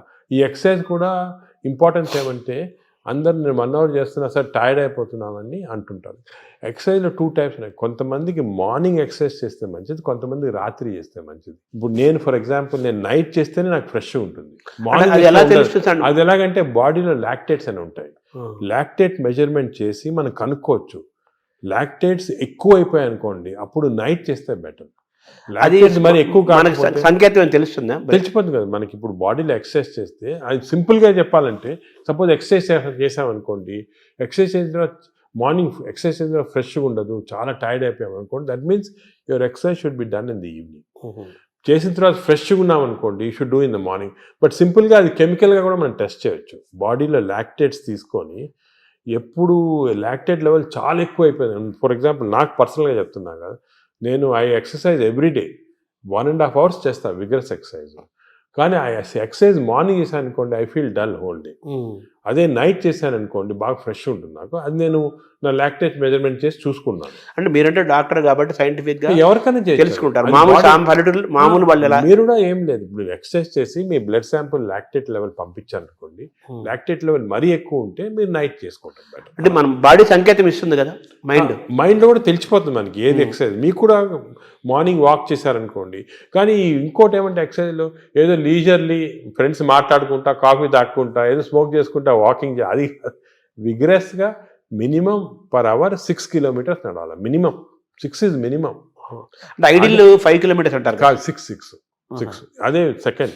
అదేవిధంగా ఈ ఎక్సర్సైజే కాకుండా మజిల్స్ చాలా ఇంపార్టెంట్. మనకేం తెలిసిందంటే మన మెటబాలిజము బాడీ నుంచి మజిల్స్ తెప్పిస్తే మంచిది బాడీకి. సో చిన్న చిన్న మజిల్ ఎక్సర్సైజెస్, హ్యాండ్ ఎక్సర్సైజెస్, ఈ కోర్ ఎక్సర్సైజ్ అంటాం, అంటే బాడీలో ఉన్న అబ్డామన్ మజిల్స్ కోర్, ఈ కోర్ ఎక్సర్సైజ్ ఇవన్నీ చేసి మన బాడీలో muscle strength plus aerobics. Strength అంటే అలాగా వీ కెన్ డూ ఈ వాకింగు, సైక్లింగు, స్విమ్మింగ్, ఇవన్నీ ఏరోబిక్ ఎక్సర్సైజ్. ఈ రెండు ఈక్వల్ కాంపనెంట్ చేయాలి. మామూలు చాలా మంది ఉట్టి వాక్ చేసి వదిలేస్తారు, అది లీజర్లీ వాక్. రోజు పొద్దున ఒక 2-3 kilometers ఫ్రెండ్స్ నడిచి వచ్చి బాగా బ్రేక్ఫాస్ట్ తిని హ్యాపీ కరెక్ట్ కాదు, తెలియదు అది. So we have to do the correct type of exercise. Morning ఎక్సర్సైజా, ఈవినింగ్ ఎక్సర్సైజా, ఎంత ఎక్సర్సైజ్ చేయాలా, ఏ బాడీకి ఎక్సర్సైజ్ చేయాలా, abdomen and central abdomen exercise, hands muscle, ఇవన్నీ కూడా కరెక్ట్గా అడ్వైస్ తీసుకొని చేయటం బెటర్. అంటే మామూలుగా కార్బోహైడ్రేట్స్, ప్రోటీను, మీటు ఇలా పర్ఫెక్ట్ సంపూర్ణమైన ఆహారం ఎలా ఇంపార్టెంటో మన ఎక్సర్సైజ్ ఫార్మేట్ ఎక్సర్సైజ్ ఎప్పుడు చేయాలా, ఏ ఎక్సర్సైజ్, అవి కూడా చాలా అది నెగ్లెక్ట్ చేస్తాం. వాకింగ్, ఏరోబిక్స్, ఇవన్నీ ఎక్సర్సైజ్ కాంబినేషన్ చేయాలి. ఇప్పుడు థర్డ్ కాంపోనెంట్ గట్ హెల్త్కి స్లీప్. స్లీప్ గురించి చాలా మిస్ నామర్స్ అంటే చాలా మంది బిజీ వాళ్ళు. ఇప్పుడు నేను కూడా మొట్టమొదట ఇది కూడా మిస్టేక్స్ చేసేవాళ్ళము. టైం లేదని చెప్పి 4 గంటలు పండుకోవటము అలా చేసి కొంతవరకు ఈ బ్యాక్టీరియా చాలా important. They are very sensitive to sleep. Bacteria కూడా పండుకోవాలి కదా, రెస్ట్ ఇవ్వాలి కదా. మనం సపోజ్ మన బాడీ వర్క్ చేస్తుంది, దాని రెస్ట్ అవి ఇరిటేట్ అయిపోయి గుడ్ బ్యాక్టీరియా పోతాయి బాడీలో. అంటే ఎలాగంటే మన ఆర్గనైజేషన్ ఎంప్లాయీస్ ఉంటారు, మన ఎంప్లాయీస్కి రెస్ట్ ఇవ్వకుండా రాత్రి పగలు పని చేయండి అంటే మంచోళ్ళు వెళ్ళిపోయి చెడ్డలు మిగులుతారు, మధ్య ఫైట్ వచ్చి. అలాగే బ్యాక్టీరియా కూడా సేమ్ ఒక ఫ్యాక్టరీ లాగా లోపల. లుక్ ఆఫ్టర్ స్లీప్ నార్మల్గా ఇండివిజువల్గా ఒకరికి 8 hours, కొంతమంది 6 hours, అలా డిఫరెంట్ రేంజ్. 6 to 8 hours అంటాము, 7 hours నార్మల్గా యావరేజ్. మరీ ఎక్కువ స్లీప్ 10 hours చేస్తే కూడా లోపల బద్ధకం వచ్చేస్తుంది, బ్యాక్టీరియా కూడా బద్ధకం వస్తుంది. ఎంత ఇవ్వాలి అంత ఇవ్వాలి, 7 to 8 hours. కానీ మోస్ట్ ఇంపార్టెంట్ ఏమంటే మనం మాడిఫై కూడా చేసుకోవచ్చు ఈ స్లీప్. కొన్ని ఎక్సర్సైజెస్ వల్ల 8 hours అవసరం ఉన్న స్లీప్ 4 hours సేమ్ స్ట్రెంగ్త్ రావచ్చు. అదేమంటే రెమ్, నాన్ రెమ్ స్లీప్ అంటారు. రెమ్ స్లీప్ ఇంపార్టెంట్ మనకి, ర్యాపిడ్ ఐ మూవ్మెంట్ స్లీప్ అంటే గాఢ నిద్ర అంటారా. రెమ్ స్లీప్ అనేది మన నిద్రలో డ్రీమ్స్ వస్తాయి, అవన్నీ రెమ్ స్లీప్. ఈ రెమ్ స్లీప్ మనం if are able to condense to 4 hours we can get. ఇది కూడా ఒక టెక్నిక్, ట్రైనింగ్, అంటే ఇది ఒక సెపరేట్ సబ్జెక్ట్, చాలా టైం పడుతుంది. స్లీప్ హైజీన్ అంటారు కదా, sleep hygiene, sleep training, sleep technique, ఇవన్నీ ఉన్నాయి. ఇవి కరెక్ట్గా మనం చేసుకోవచ్చు. 8 hours 7 hours స్లీప్ని 4 hours చేసుకోవచ్చు. బట్ అది నార్మల్ వాళ్ళు చేయలేరు. మనం దీనికి ఒక technique, practice. For example I mastered it, I can go for 4 hours and get same amount of energy as 8 hours. కానీ మామూలుగా చేయడానికి చాలా కష్టం unless you practice that sleep hygiene. అంటే స్లీప్ చేతిలో మనం ఉన్నామా, స్లీప్ మన చేతిలో తెచ్చుకోవచ్చు. స్లీప్ మన చేతి తెచ్చుకోవచ్చు. చాలా వరకు నార్మల్ పబ్లిక్ స్లీప్ చేతిలో ఉన్నారు. సో అప్పుడు ఏం చేయాలి, suppose you don't have this technique and to do this, ఎందుకంటే ఇవన్నీ కూడా కొంత ప్రాక్టీస్ అవ్వాలి. లేదంటే మోస్ట్ ఇంపార్టెంట్ ప్రిన్సిపల్ ఏమంటే మీరు స్లీపింగ్ బిట్వీన్ 10 to 4, అంటే 6 hours ఉందనుకోండి 10 to 4 చేయండి, లేకపోతే 10 to 6 చేయండి. అంటే 10 o'clock అర్లీ స్లీప్ అని. ఎందుకంటే నేచర్ కూడా ఎలాగంటే మనం ఎప్పుడు ఈ లైట్లు గీట్లు లేనప్పుడు సన్ రైజ్ లేసేవాళ్ళము, సన్ సెట్టింగ్ పండుకున్నాము పల్లెటూరు. సో సన్సెట్ నార్మల్గా 7 o'clock 8 o'clock అవుతుంది. So early sleep. Sun rise పొద్దున early morning 5 o'clock 6 o'clock. So ఆ sun rise sunset timing maintain చేస్తే కొంతవరకు న్యాచురల్ స్లీప్ చాలా హెల్తీ స్లీప్. అంటే బ్యాక్టీరియా కూడా చాలా సంతోషపడతాయి. అండ్ ఎవల్యూషన్ ఇది మిలియన్స్ ఆఫ్ ఇయర్స్ ఎప్పుడు వచ్చింది కాదు, కొన్ని మిలియన్స్ ఆఫ్ ఇయర్స్ ఎవల్యూషన్లో ఇలా తయారయ్యాం మనం. ఇప్పుడు ఈ గత 200-300 సంవత్సరాలుగా ఈ ఎలక్ట్రిసిటీ ఇవన్నీ రావటం జరిగింది. కానీ ఓల్డెన్ డేస్లో మనం చేసేది ఆ ప్యాటర్న్ ఫాలో అవుతుంది. So early bed, early getting up, early to bed and early to rise అంటారు అంటారు కదా, అది సామెత మంచి కరెక్ట్ సామెత. అది మనకి చాలా మంది successful people have done that. ఇప్పుడు మనకి స్లీప్ టెక్నిక్, వర్కింగ్ స్టైల్ మారింది కదా సార్, మనకు మారింది కాబట్టి మనం ఈ కొత్త స్లీప్ ఎక్సర్సైజ్, స్లీప్ టెక్నిక్ చేసి కొంచెం మార్పుడు చేస్తున్నాం. ఫర్ ఎగ్జాంపుల్ నారాటోళ్ళు అర్లీ స్లీప్ పాసిబిలిటీ కాకపోతే I can modify this using these techniques and get the same effect. ఇది జనరల్ పబ్లిక్ చేయలేరు కదా. అంటే మెటాబాలిజం యాక్సెప్ట్ చేస్తుందా? అంటే మనం ట్రైన్ చేసుకోవచ్చు. స్లీప్ కూడా ట్రైనింగ్ ఉంది. అంటే మన ఎక్సర్సైజ్ ట్రైనింగ్, ఈటింగ్ ట్రైనింగ్ లాగా స్లీప్ లో కూడా ట్రైనింగ్ ఉంది. మన మైండ్ ట్రైనింగ్ అది ఉంది, కానీ అది జనరల్ పబ్లిక్ చేయడం కష్టం. కానీ జనరల్ పబ్లిక్ దానికి మేము అడ్వైస్ చేస్తామంటే స్లీప్ అర్లీ, గెటప్ అర్లీ, ఆ టెక్నిక్ మరి. అప్పుడు దాని అదేవిధంగా ఈటింగ్ కూడా దానికే మేము ఇప్పుడు చాలా దీంట్లో కూడా చాలా అర్లీగా మీ లాస్ట్ డిన్నర్ 7 o'clock తర్వాత తినకూడదు. లాస్ట్ ఫుడ్ బి 7 o'clock, 7 గంటల తర్వాత తినొద్దండి. ఆఫ్టర్ సన్సెట్ తినకూడదు. అంతే సన్సెట్ అంటే 7 మనం టైం పెట్టుకుంటే కొంచెం సన్సెట్ లేట్ కావచ్చు. అది ఇంకోటి ఏమంటే మన ఇండియాలో టైం జోన్స్ చాలా వేరీ ఉంటాయి. ఇప్పుడు అస్సాంలో ఉన్న టైము, బాంబేలో టైం సేమ్, కానీ యాక్చువల్లీ కరెక్ట్ కాదు నేచర్ ప్రకారం. మనము 7 o'clock అని పెట్టామనుకోండి, అది ఈజీగా అర్థమవుతుంది. సో మామూలుగా మన బ్రేక్ఫాస్ట్ హెవీగా ఉండాలా, లంచ్ కొంచెం మోడరేట్గా ఉండాలా, డిన్నర్ చాలా లైట్గా ఉండాలా before 7 o'clock. Simple principles. Overall గా మన గట్ హెల్త్ అనేది మొత్తం present, future, everything gut health కాబట్టి ఈ గట్ హెల్త్ మెయింటైన్ చేయాలంటే ఫుడ్, యాక్టివిటీస్ అండ్ స్లీప్ ఇవి కరెక్ట్ అని నార్మల్గా చెప్తుంటారు అందరు, ఫుడ్ యాక్టివిటీస్ పైన. అది కానీ దీంట్లో చాలా సైన్స్ వచ్చింది, మనం డిస్కస్ చేసాం కదా, దీనిలో చాలా నాలెడ్జ్ వచ్చింది, చాలా ఉంది. మనం ఒకప్పుడు ఈ sleep pattern, sleep hygiene, sleep ఎలా కంట్రోల్ అవన్నీ తర్వాత ఒక డిస్కషన్ పెట్టుకుంటాము. కానీ ఈచ్ ఏరియాలో ఫుడ్ లో ఇంత నాలెడ్జ్ ఉంది, ఎక్సర్సైజ్ లో ఈ టైప్ ఆఫ్ ఎక్సర్సైజ్ అందరికి తెలియదు. అందరంటే నిన్న చాలా మంది పేషెంట్స్ చేస్తున్నారు ఎక్సర్సైజ్. మా పొద్దున్న పూట మేము ఫ్రెండ్స్ అందరం వాకింగ్ చేస్తాం సార్, 2-3 kilometers కబుర్లు చెప్పుకొని, సెల్ ఫోన్ మాట్లాడుకుంటాం. అంటే మాట్లాడుకోవచ్చు, కబుర్లు చెప్పుకోవచ్చు, కానీ బ్రిస్క్ వాక్ 6 km/h అనేది కాన్సెప్ట్. అదే విధంగా మజిల్ బిల్డింగ్, మీకు కోర్ మజిల్స్, అన్ని షోల్డర్ మజిల్స్, ఇవన్నీ కూడా కొంతవరకు బిల్డ్ చేయాలి. అది సబ్ టెక్స్ట్ అంటారు చూడండి, సబ్ టెక్స్ట్ అనేది ఉంది. ఓవరాల్ గా హెడ్డింగ్ అనేది సబ్ టెక్స్ట్. అది సో పీపుల్ కొంచెము వాళ్ళు అవేర్నెస్ తెచ్చుకొని దీని గురించి ఇంట్రెస్ట్ తీసుకొని దీనికి ఒక మంచి యువర్ ఓన్ బాడీ అంటాం మనం. మా రీసెంట్గా మన డాక్టర్ మంచి డాక్టర్ సరీన్ గారని ఢిల్లీలో బుక్ రాశారు, యువర్ ఓన్ బాడీ. అంటే మన బాడీకి వీఆర్ రెస్పాన్సిబుల్. అంతే కదా, వేరే మీ డాక్టర్ బాగా చేస్తారు, లేకపోతే మా హెల్త్ బాడీ మంది కదా, అవన్నీ కరెక్ట్ కాదు. మన బాడీ మనం ఓన్ చేయాలి. ఇప్పుడు మనకి ఏదైనా ప్రెషియస్ వస్తువు ఉందనుకోండి ఇంట్లోనే, మనం ఎంత జాగ్రత్తగా చూసుకుంటాం దాన్ని, మనం బాడీని అంత జాగ్రత్త చూసుకోవటం లేదు. అది ఇన్నర్ ఇంజనీరింగ్ అంటారు కదా, మనలోకి మనం లోపలికి చూసుకుంటూ, మనం గమనించుకుంటూ, మన శరీరాన్ని మనం ఓన్ చేసుకుంటూ, మన హెల్త్ ని మనం డ్రైవ్ చేసి సింపుల్ ప్రిన్సిపల్స్ ఫాలో అయితే అంతే చాలా వరకు మనం బాడీ, మనం లైఫ్ స్పాన్ పెంచుకోవచ్చు హెల్తీగా. అంటే ఇంకోటి, ఇప్పుడు it is not question of life span, ఆ వర్డ్ తీస్తాం మన డిక్షనరీ. హెల్త్ స్పాన్ అంటే మనం ఎన్ని రోజులు బాగా జీవించవచ్చు. నార్మల్గా ఈ యానిమల్స్ అన్ని కూడా ఒక లైఫ్ స్పాన్ ఉంటుంది కదా, ఒక్కొక్క ఏజ్ ఉంటుంది. Human beings actually 120 years normal. అవును, బట్ 120 years ఎంతమంది చాలా తక్కువ మంది. ఎందుకంటే ఇవన్నీ ఈ ప్రాబ్లమ్స్ వల్ల మనకి we don't want 120 years life span, ఏదో కర్రలు పట్టుకొని నడవలాగా. హెల్త్ స్పాన్ మీకు 80 years or 90 years బాగా హెల్తీగా ఉన్నాం అనుకోండి, చాలా. అది సో హెల్త్ అంటే మన టాబ్లెట్, మెడిసిన్స్ ఇవన్నీ వేసుకొని ఎంత తక్కువ లైఫ్ స్పాన్ పెరుగుతుంది. ఇప్పుడు పరిస్థితి అది కరెక్ట్ కాదు. మనం ఎంత హెల్తీగా ఉంటే, అసలు ఇవన్నీ కూడా diabetes, heart disease, liver fatty, ఇవన్నీ రివర్సిబుల్. క్యాన్సర్ కొన్ని ప్రివెంటబుల్, క్యాన్సర్ రివర్సిబుల్ కాదు, ప్రివెంటబుల్. డయాబెటీస్, హెల్త్, హార్ట్, మన అన్ని వెజల్స్ బ్లాక్ అయిన తర్వాత we have seen by following certain principal you can reverse it. మీకు అవసరం లేదు, షుగర్ రివర్స్ చేయొచ్చు, హార్ట్ రివర్స్ చేయొచ్చు, లివర్ ఫ్యాట్, లివర్ కరెక్ట్.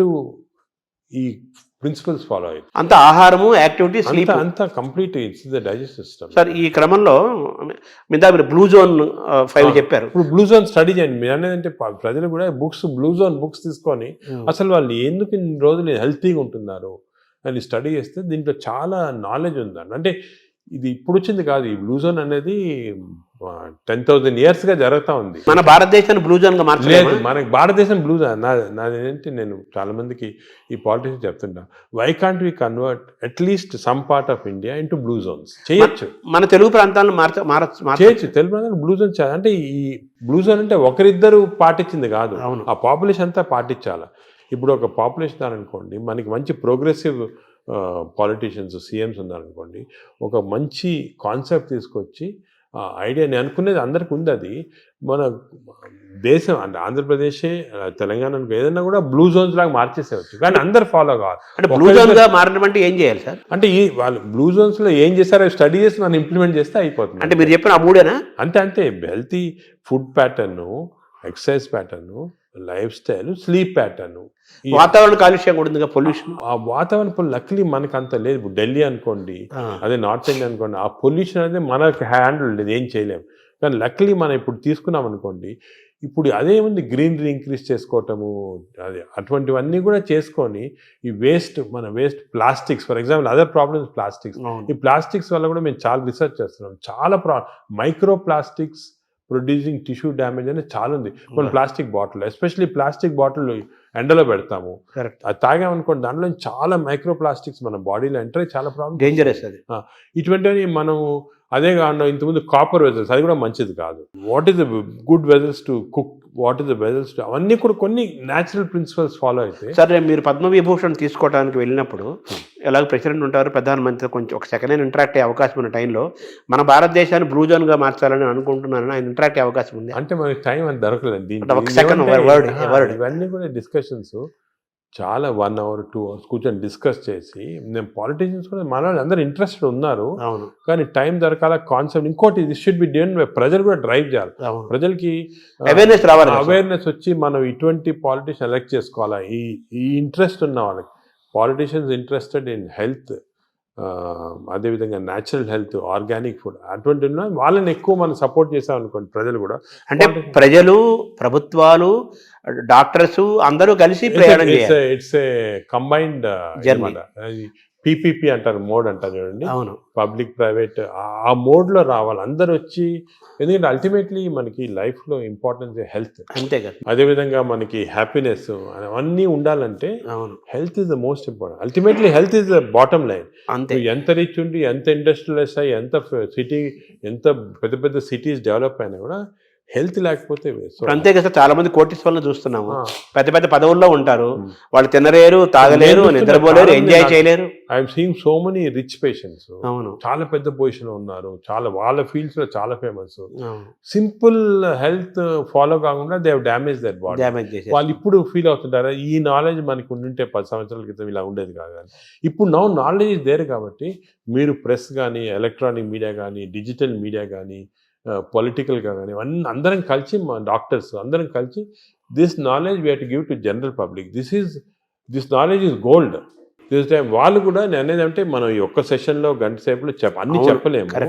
వాళ్ళు కూడా they should go in to the depth and read books about it, read papers about it, social మీడియాకి correct. అంటే మీరు చెప్పినట్టు ఏదేదో అన్నీ వస్తుంటాయి సోషల్ మీడియా, అలా ఫాలో కాకుండా కరెక్ట్గా people have done research, scientist ఉన్నారు దీంట్లో, డాక్టర్స్ ఉన్నారు రెప్యూటెడ్, ఇటువంటి వాళ్ళ దగ్గర నుంచి ఇన్ఫర్మేషన్ తీసుకొని జనరల్ పబ్లిక్ కానీ, జనరల్గా ఇది మనము ప్యాటర్న్స్ అడాప్ట్ చేస్తే డెఫినెట్గా overall health of the country. Sir, ఇందాక మీరు మాట్లాడుతూ స్టూల్ గురించి మాట్లాడారు సార్. భవిష్యత్ అంతా స్టూల్ టెస్ట్లు జరుగుతాయని, బ్లడ్ బ్యాంకు లాగా స్టూల్ బ్యాంకులు వస్తాయని. మంచి హెల్తీ పీపుల్ని స్టూల్ తీసుకుంటే that stool is different from unhealthy person. ఇప్పుడు ఇంతకుముందు నోబెల్ ప్రైజ్ విన్నర్స్ కి బ్రెయిన్ స్టడీ చేస్తారు, ఎందుకు వచ్చిందో. ఇప్పుడు స్టూల్ స్టడీ చేస్తారు, తన స్టూల్లో ఏముంది ఇంత ఇంటెలిజెంట్ అయ్యారని. సో మనం అన్ని బ్యాంకింగ్ చేయొచ్చు స్టూల్స్ చేసి. నేను చెప్పా కదా, ఒక స్టూల్ పౌడర్ లాగా చేసి డెసికేటెడ్ స్టూల్ ని మనం క్యాప్సూల్స్ లాగా ఇవ్వచ్చు. The future treatment is going to be that. Stool banks, stool desiccated stool capsules, ఇవి దీంతో ట్రీట్మెంట్ స్టార్ట్ చేస్తాం. స్టూల్ అనేది రేపు చాలా అత్యంత విలువైన, ఖరీదైన వస్తువు అవుతున్నట్టు కదా. గోల్డ్ అంటారు, న్యూ గోల్డ్. ఇంతకుముందు ఆయిల్ అంటే గోల్డ్ అనేవాడు, ఇప్పుడు స్టూల్ ఈజ్ బికమింగ్ గోల్డ్ అన్నమాట. అంటే మైక్రోబయామ్స్ అంటారు. ఈ మైక్రోబయామ్ నాలెడ్జ్ ఇప్పుడు ఈవెన్ యానిమల్స్, ఇప్పుడు కొన్ని ఫారెస్ట్లో కలెక్ట్ చేస్తున్నారు, ఆఫ్రికన్ ఫారెస్ట్ అంతా, ఎలిఫెంట్ స్టూల్ ఎలా ఎందుకు డిఫరెంట్ ఉంది వీళ్ళది. So what are the characters, what gives strength to the elephant, what is there in this. ఇందులో నుంచి మనం IBSకి వద్దాం సార్. ఈ IBS గురించి కూడా చాలా చర్చ జరుగుతుంది. ఆ బౌల్ సిండ్రోమ్, ఇరిటబుల్ బౌల్ అంటారు కదా, బౌల్ సిండ్రోమ్, అది కూడా మనకు చాలా ఇంపార్టెంట్. చాలా మంది, కోట్లాది మంది ఫేస్ చేస్తున్న ఇష్యూస్ అవి. మీరు అన్నట్టు IBS 30% of normal population IBS ఉంది. IBS అంటే ఏమి? IBS అంటే symptoms because of gut changes. అంటే డైరియా రావచ్చు, కాన్స్టిపేషన్ రావచ్చు, పెయిన్ రావచ్చు, ఈ కాంబినేషన్ రావచ్చు. దీని అంటే కడుపు ఉబ్బరము, అరక్కపోవటము, కడుపులో మంటలు, బ్లోటింగ్, డిస్టెన్షన్, ఇది అది అగైన్ కనెక్టెడ్ టు మైక్రోబయామ్. ఈ ఇరిటబుల్ బౌల్ సిండ్రోమ్ అనేది అగైన్ చెడ్డ అలవాట్ల వల్ల, నువ్వు ఎక్కువ డ్రింక్స్ వల్ల, స్మోకింగ్ వల్ల, ఎక్సర్సైజ్ లేకుండా ఉండటం వల్ల, ఇవన్నీ కూడా. ఇప్పుడు రీసెంట్గా మన రీసెర్చ్ ఏమంటే ఈ కెమికల్స్, ఇంటెస్టైన్స్లో కెమికల్స్ చాలా ఉన్నాయి అని చెప్పే కదా, సెరోటోనిన్, డోపమైన్. ఈ కెమికల్ ఇంబ్యాలెన్స్ వల్ల ఇంటెస్టైన్లో కూడా ఐబిఎస్ వస్తుంది. ప్లాస్టిక్ దాని రోల్ కూడా ఉంది కదా సార్ అందులో. ప్లాస్టిక్స్ చాలా పెద్ద రోల్ ఉంది. Microplastics are very danger. ఇది కూడా మన government has to take very serious. Plastics ban చేయటము, అదే కూడా విధంగా ఏ ఏరియాలో ఇప్పుడు ఈ ప్లాస్టిక్స్ అనేది పెద్ద ఇండస్ట్రీ. దీన్ని చేంజ్ చేయాలంటే చాలా డిఫికల్ట్. మనం ఫర్ ఎగ్జాంపుల్ ఈ ఫిష్లో చూసాం కదా, మేము కొన్ని ఫిషింగ్స్, ఈ కోస్టల్ ఏరియాస్ ఫిష్లో చాలా ప్లాస్టిక్స్ వాళ్ళు తినేస్తున్నారు. ప్లాస్టిక్స్ అంటే సీలో కానీ రివర్లో కానీ మనలో వేస్తారు. అవి తిని even not drinking plastics, even eating plastics containing food ఇండైరెక్ట్గా, మీట్, ఫిష్, దాంట్లో కూడా మిల్క్లో వెళ్ళిపోతున్నారు plastic. So good cholesterol, bad cholesterol అంటారు కదా సార్. అవునవును. మామూలుగా మీరు ఇందా చెప్పారు గుడ్ బ్యాక్టీరియా, బ్యాడ్ బ్యాక్టీరియా. ఈ గుడ్ కొలెస్ట్రాల్ని పెంచుకోవటం, బ్యాడ్ కొలెస్ట్రాల్ని పోగొట్టుకోవటం కూడా మనకి ఈ బ్యాక్టీరియా దీనికి మైక్రోబియం లింక్ అయి ఉంటుంది. లింక్ ఉంది, లింక్. ఎందుకంటే ఇప్పుడు గుడ్ కొలెస్ట్రాల్ అంటే ఏమి అగే ఇది కూడా పోలీస్ మ్యాన్ లాగా. కొలెస్ట్రాల్ బాడీలో రొటేట్ అవుతుంది కదా, ఆల్ ద ఎల్డిఎల్ కొలెస్ట్రాల్ అంటాం. These are all bad people, terrorist, వీళ్ళందరూ they are bad people. HDL cholesterol అనేది పోలీస్ పీపుల్. ఈ హెచ్డిఎల్ కొలెస్ట్రాల్ కాన్స్టెంట్లీ బాడీలో తిరుగుతూ ఉంటుంది. ఎక్కడెక్కడ ఈ బ్యాడ్ కొలెస్ట్రాల్, బ్యాడ్ పీపుల్ ఉంటే తీసేస్తూ ఉంటుంది అన్నమాట. సో హెచ్డిఎల్ కొలెస్ట్రాల్ ఎక్కువ చేసుకోవాలి మనం, అంటే గుడ్ కాప్స్ని ఎక్కువ చేసుకోవాలి, గుడ్ పోలీస్ వాళ్ళని ఎక్కువ చేసుకోవాలి. అది ఫుడ్ హ్యాబిట్స్, ఎక్సర్సైజ్, కొన్ని పర్టికులర్ టైప్స్ ఆఫ్ ఫుడ్లో కూడా హెచ్డిఎల్ కొలెస్ట్రాల్ ఇంక్రీజ్ అవుతుంది. ఇవి చేసి అవి హెచ్డిఎల్ కొలెస్ట్రాల్ నార్మల్గా 40 లిమిట్, 40 కన్నా తక్కువ ఉంటే మంచిది కాదు. మీరు బ్లడ్ ల్యాబ్లో చెక్ చేసుకోవచ్చు. మీ హెచ్డిఎల్ కొలెస్ట్రాల్ 40 కన్నా తక్కువ ఉంటే మంచిది కాదు, అది ఇంక్రీజ్ చేయాలి. అబోవ్ 60 ఉంటే మంచిది, అంటే ఎక్కువ పోలీసు వాళ్ళు ఉన్నారు మీ బాడీలో. ఈ ఎల్డిఎల్ కొలెస్ట్రాల్ 100 కన్నా ఎక్కువ ఉండకూడదు, మంచిది కాదు. 100 కన్నా తక్కువ ఉంటే 70, ఇప్పుడు మేము న్యూ లిమిట్ 70 పెట్టాము. ఎల్డిఎల్ కొలెస్ట్రాల్ 70 కన్నా తక్కువ ఉండి హెచ్డిఎల్ కొలెస్ట్రాల్ 60 కన్నా ఎక్కువ ఉంటే అంటే మంచి కాప్స్ ఉన్నాయి బాడీలో, ఈ టెర్రరిస్ట్ని తీసేస్తున్నాయి అన్నమాట. సో అది ఏం చేయాలి, 60 హెచ్డిఎల్లో, less than 100 or less than 70 LDL cholesterol. Sir ఈ క్రమంలో మీరు బాగా అవేర్నెస్ తీసుకొచ్చిన టాపిక్స్లో ఫ్యాటీ లివర్ ఒకటి తీసుకొస్తున్నారు కదా సార్. ఆ ఫ్యాటీ లివర్ పెరుగుతుంది కదా ఇప్పుడు చాలా. ఇది ఎపిడమిక్ అండి ఫ్యాటీ లివర్. నేను I'm very worried about it. ఎందుకంటే మేము స్టడీ చేస్తున్నాం పాపులేషన్స్ 30-40%లో మన ఇండియాలో ఈ ఫ్యాటీ లివర్ ఇండియాలో ఎందుకు ఎక్కువ ఉన్నాయంటే మన జీన్స్లో కొన్ని ఫాల్ట్ ఉంది. ఇండియన్ జీన్స్, మిడిల్ ఈస్టర్న్ జీన్స్లో కొంచెం ఫాల్ట్ వల్ల ఫ్యాటీ లివర్ ఈజీగా వస్తుంది. పొట్టలు వస్తుంటాయి. స్కాన్ చేసుకుంటే ఫ్యాటీ లివర్ కనపడుతుంది. ఈ లివర్ కూడా గట్ తర్వాత second most important organ is liver. ఈ liver is controlling heart. Fatty liver ఉన్న వాళ్ళు ఫ్యాటీ లివర్తో చనిపోరు. ఫ్యాటీ లివర్ ఉన్న వాళ్ళు హార్ట్ డిజీజ్తో చనిపోతారు, బ్రెయిన్ డిజీజ్ అంటారు. ఈ ఫ్యాటీ లివర్ కరెక్ట్ చేస్తే వాళ్ళు హార్ట్ కరెక్ట్ పోతే బ్రెయిన్ కరెక్ట్. ఫ్యాటీ లివర్ ఎలా కరెక్ట్ చేసుకోవాలి? ఫ్యాటీ లివర్ కూడా అగైన్ ఈ అన్ని ఎక్సర్సైజెస్ ఇవన్నీ కాకుండా మనకి కొత్త టెక్నాలజీ, కొత్త మెడికేషన్స్ అన్నీ వస్తున్నాయి ఫ్యాటీ లివర్ కరెక్షన్కి. ఫ్యాటీ లివర్కి మైక్రోబయామ్కి చాలా సంబంధం ఉంది. ఫ్యాటీ లివర్కి ఇంటెస్టైన్స్కి చాలా సంబంధం ఉంది. నౌ వీఆర్ డూయింగ్ కొత్త రీసెర్చ్ ఏమంటే ఈ ఇంటెస్టైన్ డియోడనల్ మ్యూకోజాని మేము మార్పుడు చేస్తున్నాం ఎలక్ట్రోపోరేషన్ అనే టెక్నిక్ తోటి. అంటే చేంజ్ చేసేవచ్చు. చేంజ్ చేస్తే దాంట్లో ఫ్యాటీ లివర్ తగ్గిపోతా ఉంది అక్కడ. అంటే ఫ్యాటీ లివర్ నేను చేయటం లేదు, చిన్న ప్రేగుల్లో డియోడనంలో ఎలక్ట్రోపోరేషన్ చేసి ఆ మ్యూకోజాని చేంజ్ చేస్తే ఫ్యాటీ లివర్ నార్మల్ అయిపోతాం. ఇంకా కొంచెం చాలా రీసెర్చ్ జరుగుతుంది. అది విచిత్రం. We are going to come with a new device with which we can change the duodenal mucosa. దీన్ని డియోడినల్ మ్యూకోజల్ రీసర్ఫేసింగ్ అంటారు. అది చేస్తే లివర్లో ఫ్యాట్ పోతాం. తర్వాత ఇప్పుడు ఈ క్యాన్సర్ పెరుగుతోంది, దాని మీద కూడా మీరు రీసెర్చ్ చేస్తున్నారు. అలాగే షుగర్ను కూడా మనం రివర్స్ చేయొచ్చు అని కూడా దాని రీసెర్చ్ చేస్తున్నారు. వేరే సబ్జెక్ట్ లేదు, వేరే దాని. ఇప్పుడు మనం చేస్తున్న ప్రధానమైన రీసెర్చ్ ఏంటి సార్ ప్రస్తుతం? అంటే ఇవన్నీ ఏరియాలో మేము మామూలుగా మెటబాలిక్ హెల్త్ పైన చేస్తున్నాం ఎక్కువ. మెటబాలిక్ హెల్త్ అంటే ఇవన్నీ fatty liver, obesity, diabetes, heart disease, sugar, BP, ఇవన్నీ కూడా కొలెస్ట్రాల్ అన్నీ మెటబాలిక్ హెల్త్ కింద వస్తుంది. దీనిపైన చాలా రీసెర్చ్. అంటే నేను చెప్పినట్టు ఒక రోజు మాట్లాడుకోవచ్చు మన రీసెర్చ్ గురించి. మేమేం చేస్తున్నాం అంటే మా యానిమల్ ల్యాబ్, మా దగ్గర పెద్ద యానిమల్ ల్యాబ్ ఉంది. యానిమల్ ల్యాబ్లో రీసెర్చ్ చేసి హౌ టు ట్రాన్స్లేషనల్ రీసెర్చ్ అంటారు. We have India's largest translational research centre. ఇంకోటి ఏం చేసామంటే మేము నాట్ ఓన్లీ ఇక్కడ డాక్టర్స్ కాకుండా ఐఐటిలో ఉన్న ఇంజనీర్స్ని, అలా IIITలో ఉన్న ఆర్టిఫిషియల్ ఇంటెలిజెన్స్ ఇంజనీర్స్ని, అదేవిధంగా హైదరాబాద్ యూనివర్సిటీలో ఉన్న మైక్రోబయాలజిస్టులు అందరూ కూడా తీసుకొచ్చి కన్సోర్షియం లాక్ చేసి we are doing extensive research in this area. Because మేము చేసే రీసెర్చ్ ఇప్పుడు రేపు మీకు రాకపోయినా ఒక 4-5 yearsలో చాలా చేంజెస్ వస్తాయి. 4-5 years అంత తొందరగా వచ్చేస్తాయి. I'm aiming in 5 years time we should change this whole concept in metabolic health. ఈ రీసెర్చ్ వల్ల మన దేశంలోనే కొత్త ప్రోడక్ట్స్, కొత్త టెక్నిక్స్, కొత్త టెక్నాలజీ, కొత్త హెల్త్ సబ్స్టెన్సెస్, మేము చెప్పాం కదా, డెసికేటెడ్ స్టూల్ క్రాప్స్, ఇటువంటివన్నీ కూడా తీసుకొచ్చేస్తాం. ఐఎమ్ కాన్ఫిడెంట్ 5 yearsలో. ఇంకోటి ఏమంటే we are also trying to form a big consortium with other hospitals in the country. ఇప్పుడు ఆల్ ఇండియా ఇన్స్టిట్యూట్ ఉంది మెడికల్ సైన్సెస్ ఢిల్లీలో, అదేవిధంగా PGI చండీగఢ్లో ఉంది. ఇవన్నీ కూడా అందరం కూడా వీ షుడ్ కమ్ టుగెదర్. ఇప్పుడు this is the lesson we learn from western country. యుఎస్లో అనుకోండి, మేయో క్లినిక్, క్లీవ్లాండ్ క్లినిక్, ఇవన్నీ కూడా కలిపి చేసి ఫాస్ట్గా వచ్చేస్తాయి రిజల్ట్. ఒకరొకరు చేయాలంటే 10-15 సంవత్సరాలు పడుతుంది. ఇంత మీరు ఒక మాట అన్నారు కదా సార్, ఈ జీన్స్ గురించి అన్నారు. మన జీన్స్ వల్లనే మనకి ఫ్యాటీ లివర్ పెరుగుతుంది, పొట్టలు అన్ని స్టడీ చేస్తారు అంటున్నారు. మన ఇండియన్స్లో రివర్స్ చేయలేమా మనం? జీన్స్ రివర్స్ చేయలేం, కానీ జీన్స్ని PNPLR అనే కొన్ని జీన్స్ ఉన్నాయి మన ఫ్యాటీ లివర్ వచ్చి, దాన్ని జీన్స్ని మార్పుడి చేయొచ్చు. కానీ అది చాలా జెనెటిక్ ఇంజనీరింగ్ అని చాలా వేరే డిఫరెంట్ సబ్జెక్టు. కానీ ఎపిజెనెటిక్స్ అని వచ్చింది. అవునవును. ఈ ఎపిజెనెటిక్స్ టెక్నిక్స్లో ఈ జీన్స్ని బ్లాక్ చేశారు. చెడ్డ జీన్స్ని మనం బ్లాక్ చేయొచ్చు. అవి కూడా చేస్తున్నాం. అంటే మనం డిఎన్ఏని చేంజ్ చేయటం అంటారా? దాన్ని డిఎన్ఏ చేంజ్ చేయలేం, కానీ డిఎన్ఏ ఎఫెక్ట్ని బ్లాక్ చేయొచ్చు. అంటే డిఎన్ఏ ఎలాగా, డిఎన్ఏ బాడీలో ఉందనుకోండి, ఇట్ ప్రొడ్యూసెస్ ఆర్ఎన్ఏని ఇచ్చి ప్రోటీన్స్ వస్తాయి, పాత్వే. అలాగే మనకి అంత పాత్వే నార్మల్గా. సో మనం చెడ్డ డిఎన్ఏ ఉన్నా కూడా అది చెడ్డ ఆర్ఎన్ఏ కాకుండా బ్లాక్ చేయొచ్చు. సార్, ఈ క్రమంలో ఈ బ్యాక్టీరియా మేనేజ్మెంట్లో మనకు యోగా, సూర్య నమస్కారాలు, ధ్యానము, స్పిరిచువల్ థింకింగ్, కళలు, ఇవన్నీ ఉన్నాయి కదా. అంటే స్పిరిచువల్ థింకింగ్ అంటే మెడిటేషన్ టైప్, బ్రెయిన్ అంటే management of brain management, various meditation అటువంటి చేయొచ్చు. అదేవిధంగా యోగా కూడా కొంతవరకు ఇట్ ఈస్ బెనిఫిషియల్ అని చాలా రీసెర్చ్ జరిగింది ఇట్లా.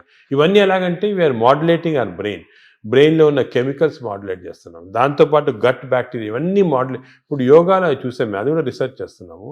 యోగా కన్సిస్టెంట్గా చేస్తే బ్యాక్టీరియా చేంజ్ అయిపోతుంది. అవునా? So all these things are interconnected. So మీరు చెప్పినట్టు చాలా పెద్ద కన్సోర్షియం ఫామ్ చేసి we are doing lot of research. అంటే షుగర్ అనేది మనకి, ఈ డయాబెటీస్ అనేది మోస్ట్ ఛాలెంజింగ్ గా ఉంది. అది కూడా మనం విల్ గెట్ ఆన్సర్స్. ఇవన్నీ కూడా part of the research will get good answers. So reverse చేసే అవకాశం మనకు ఉంది. కొత్త అన్నీ కూడా రివర్సిబుల్ అండి. షుగరే కాదు, ఈవెన్ హార్ట్ బ్లాక్స్, అదేవిధంగా బ్రెయిన్ ఇది డిమెన్షియా, న్యూరలాజికల్ ప్రోగ్రెషన్ అన్ని రివర్స్ చేసేవచ్చు. మనకి మెయిన్ రీసెర్చ్ ఏమంటే we have to work on this preventable. ఒక్కసారి జబ్బు వచ్చిన తర్వాత బదులు మనము ప్రివెన్షన్, రివర్సిబిలిటీ అంటే వచ్చిన తర్వాత ఎలా మార్పు చేయాలి, దీనిపైన అంత కాన్సన్ట్రేషన్. ఈ ఒబెసిటీని తగ్గించడానికి, అలాగే ఈ షుగర్ డయాబెటీస్ని కంట్రోల్ చేయడానికి ఇంజెక్షన్స్ వచ్చాయి అంటున్నారు. ఇప్పుడు కొత్తగా GLP-1 అనలాగ్స్ అంటారు. అంటే మనకి నార్మల్గా బాడీలో స్మాల్ ఇంటెస్టైన్లో GLP-1 హార్మోన్స్ ప్రొడ్యూస్ అవుతాయి. అవి మన ఈ ఇంటెస్టైన్స్ మ్యూకోజా చెడిపోవటం వల్ల కానీ, బ్యాక్టీరియా వల్ల ప్రొడ్యూస్ అవుతుంది GLP-1. ఇవన్నీ పోతే ఆర్టిఫిషియల్గా ఈ GLP-1 ఇవ్వచ్చు. కానీ ఇది నా ప్రకారం చాలా తప్పు. ఇది ఈ ఆర్టిఫిషియల్ మంజోరం అని, ఒజంబిక్ అని ఇవన్నీ ప్రజలు లేటెస్ట్ వచ్చాయి. ఇప్పుడు మెడికల్ షాప్స్లో అమ్ముతున్నారు, తీసుకొని తప్పు చేయకూడదు. అది ఎందుకు అంటే ఈ GLP-1 మన బాడీలో న్యాచురల్గా ప్రొడ్యూస్ అవుతుంది. నేచర్కి ఎంత ప్రొడ్యూస్ చేయాలా, ఎక్కడ ఆపాలా, ఎక్కడ రివర్స్ చేయాలా, ఇవన్నీ నేచర్ తెలుసు. మనం మాట్లాడుకున్నాం కానీ డయట్, మైక్రోబయాము, ఫిజికల్ ఎక్సర్సైజ్, స్లీప్ ఇవన్నీ నార్మల్గా ఇస్తే బాడీ న్యాచురల్గా ప్రొడ్యూస్ చేస్తుంది. ఇవన్నీ అబ్నార్మల్గా ఉంటే మనకి బయట నుంచి ఆర్టిఫిషియల్గా అవుతుంది. బట్ ఆర్టిఫిషియల్ మెడిసిన్ తోటి మనకి ఎంత లిమిట్, ఎంత తీసుకోవాలి, ఎప్పుడు ఆపాలి, ఇవన్నీ కరెక్ట్ తెలియదు. నేను చూశాను చాలామంది ఈ ఇంజెక్షన్స్ వాడుతున్నారు. ఇండియాలో కూడా వచ్చేసింది, ఇంజెక్షన్ వచ్చేసింది, ఇండియాలో కూడా చీప్గా వచ్చేసింది. దీనివల్ల ఏం డేంజర్ అంటే వాడినప్పుడు 2-3 నెలలు 6 నెలలు బాగుంటుంది, వెయిట్ తగ్గుతాము, ఆకలి తగ్గిపోతుంది. కానీ దీనిలో చాలా ఎఫెక్ట్ బాడీ పైన ఉంది. నేను అది కూడా చూసి స్టడీ చేస్తున్నాము. బాడీలో ఈ ఇంటెస్టైన్ నరాలు చెడిపోతున్నాయి, మూమెంట్ పోతా ఉంది, ఇంటెస్టైన్ అసలు మూమెంటే చెడిపోయింది. అదేవిధంగా బోన్స్ అబ్జార్ప్షన్ పోయి బోన్స్ వీక్ అయిపోతున్నాయి, మజిల్స్ ఎట్రోఫీ అవుతున్నాయి. ఫేస్లో we got now what is called Ozempic face, అంటే ఫేస్ అంతా స్ట్రింక్ అయిపోతుంది. చూసుంటారు కొంతమంది సెలబ్రిటీలో ఫేస్ చేంజ్ అయిపోతుంది దీనివల్ల. సో ఇవన్నీ కూడా these effects are some time not reversible also. మన మెటాబాలిజం వ్యతిరేకంగా ఉన్నట్టే కదా. వ్యతిరేకంగా ఉన్నట్టే. న్యాచురల్ మెథడ్లో చేయకుండా ఇలా చేస్తే మంచిది కాదు. మై అడ్వైజ్ అసలు వాడద్దని, తప్పు ఇది. ఇవన్నీ all these injections, artificial methods వాడతాం తప్పు, మనం చేయకూడదు. న్యాచురల్ మెథడ్స్ అన్నీ ట్రై చేసి ఫెయిల్ అయిన తర్వాత అండర్ మెడికల్ సూపర్విజన్ ఒక 3-4 months వాడి ఎందుకు వాడతాం, రీసెట్టింగ్ అంటమాట. మెటబాలిజం రీసెట్ చేయడానికి వాడచ్చు. కానీ ఇయర్స్ టుగెదర్ ఇంజెక్షన్ తీసుకోవడం ఏంటంటే చాలా తప్పు. Short cut methods, they are not good. అసలు I advise public strongly, don't use these injections. తప్పు చాలా. తర్వాత ఇప్పుడు బ్యారియాటిక్ సర్జరీస్ ద్వారా కూడా మన లోపల ఫుడ్ ఇంటేక్ తగ్గిపోతుంది, షుగర్ లెవెల్స్ తగ్గిపోతాయి అంటున్నారు. బ్యారియాటిక్ సర్జరీ కూడా ఐఎమ్ అగేన్స్ట్, కానీ కొంతవరకు చాలా ఒబేసిటీ వచ్చి మనం న్యాచురల్ మెథడ్లో కంట్రోల్ చేయకపోతే కొంతవరకు హెల్ప్ చేయడానికి బ్యారియాట్రిక్ కానీ ఇంజెక్షన్స్ కానీ హెల్ప్ చేయడానికి అంతే. దాంట్లో మన న్యాచురల్ మెకానిజం వచ్చేసారు. ఒక్కసారి ఈ హెల్ప్ వచ్చిన తర్వాత న్యాచురల్ మెథడ్స్తో మెయింటైన్ చేయాలి. మన న్యాచురల్ మెథడ్స్ లేకపోతే బ్యారియాట్రిక్ సర్జరీ కాదు, ఇంజెక్షన్ ఏం చేసినా కూడా వేస్ట్. అంటే మనం సహజంగా పెరగటం కానీ తగ్గటం కానీ ఈ డిజార్డర్స్ మెయింటైన్ చేసుకోవటం మనం సహజంగా జరగాలంటారు. Own your own body. Body అంటే మన బాడీని మనం ఓన్ చేయాలి, మన కంట్రోల్ చేసుకోవాలి. కానీ ఈ వేరే ఇంజెక్షన్స్ కంట్రోల్ డాక్టర్ చేస్తారు, నేను బ్యారియాట్రిక్ చేస్తారు అనేది తప్పు. అసలు మీ మేజర్ గోల్ ఏంటి సార్? అంటే మనకి మీరు పద్మవిభూషణ్ వచ్చింది మన ఇండియా వరకు, అది కాకుండా American association of society of gastroenterologist award కూడా హైయెస్ట్ అవార్డు ఈ గ్యాస్ట్రోఎంటరాలజీకి సంబంధించి. అలాగే సాంఘైలో జరిగిన దాంట్లో వరల్డ్ టాప్ దాంట్లో అవార్డు వచ్చింది. అది మీ ప్రొఫెషన్కి, మీ సబ్జెక్ట్కి అది డిఫరెంట్గా హైయెస్ట్ అవార్డ్స్ అవి. నెక్స్ట్ నోబుల్, మన భారతదేశానికి నోబుల్ రాదా? అంటే ఇలా చేయటం వల్ల నోబుల్ అవుతాం, పని చేయడం వల్ల గుర్తింపు కోసం పనిచేయటం కాదు. అంటే ఈ గుర్తింపులన్నీ కూడా మనము మీరు చెప్పినట్టు గుర్తింపుల కోసం ఎవరు పనిచేయరు. ఈ నోబెల్ ప్రైజ్ కానీ గుర్తింపు రావడం, మనం పని చేస్తూ ఉంటే కొంతవరకు రికగ్నిషన్ వస్తుంది, వేరే ఆర్గనైజేషన్ రికగ్నైజ్ చేస్తారు. ఈ రికగ్నిషన్స్ కూడా నా ప్రకారం అది ఇంపార్టెంట్ కాదు. సరే ఇయర్ పద్మవిభూషణ్ వచ్చింది, మేము సంతోషపడతాము, ఓ రెండు సంవత్సరాలు మర్చిపోతాం. ఇంకేమైనా అడిగారనుకోండి వచ్చిందా, ఆయనకు వచ్చిందా అలాగంటారు. అంటే ఈ అవార్డ్స్ అన్ని కూడా ట్రాన్సియెంట్, జనం గుండెల్లో ఉండాలి. మనకు కాదు అసలు, మనం దీని గురించి కూడా ఇంపార్టెన్స్ ఇవ్వకూడదు. ఇవన్నీ టెంపరీగా ట్రాన్సియెంట్గా ఏదో recognition. But our goal should be మనం సొసైటీకి ఏం చేయొచ్చు, ఎలాగ మార్పిడి చేయొచ్చు. ఇండివిజువల్గా డాక్టర్స్ అందరూ కూడా మీరు అందరూ బాగా పనిచేసి దే హెల్ప్, చాలా మందికి పేషెంట్స్ హెల్ప్ చేస్తారు, లైఫ్ సేవింగ్ చేస్తారు, అన్నీ చేస్తారు. ఆ సాటిస్ఫాక్షన్ అనేది వస్తుంది అన్నమాట. అంటే ఈ ఏఏజీ యొక్క మేజర్ గోల్ ఏంటంటే, మాకు ఇప్పుడు పబ్లిక్ అంటే ప్రజల్లో హెల్త్ గురించి ఒక మార్పుడి రావచ్చు. It has to be done in ethical way, proper way. ఈ మోడర్న్ మెడిసిన్ ఒక విధంగా, అదే కాకుండా అంటే మోడర్న్ మెడిసిన్ అంటే ఏంటి సార్? మోడర్న్ అంటే ఇప్పుడు మోడర్న్ టెక్నాలజీ వచ్చాయి కదా, ఈ టెక్నాలజీతో మేము రోబోటిక్ సర్జరీ చేస్తున్నాం, ఈ సర్జరీ, ఇది ఒక aspect.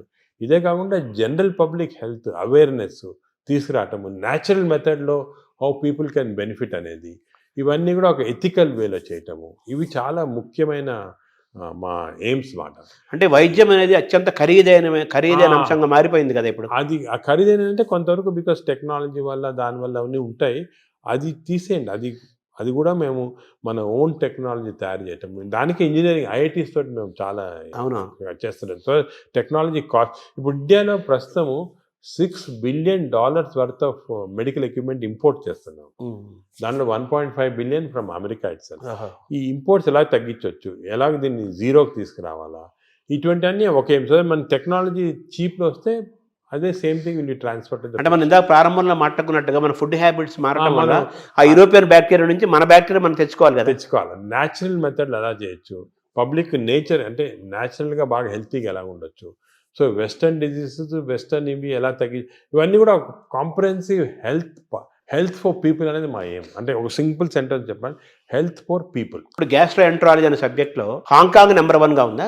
గ్యాస్ట్రోఎంటరాలజీలో Hong Kong Prince of Wales hospital number 1 institute. దాని గురించి వాళ్ళు చాలా రీసెర్చ్ చేసి డెడికేటెడ్గా లాస్ట్ 50 yearsగా వర్క్ చేస్తున్నారు. అదే సో వాళ్ళతో మేము అసోసియేషన్ చేసి, ఫర్ ఎగ్జాంపుల్ అక్టోబర్లో Hong Kong Prince of Wales Hospital, AG hospital India combined symposium చేసి అందరు డాక్టర్స్ని పిలిచాం ఇండియాలో.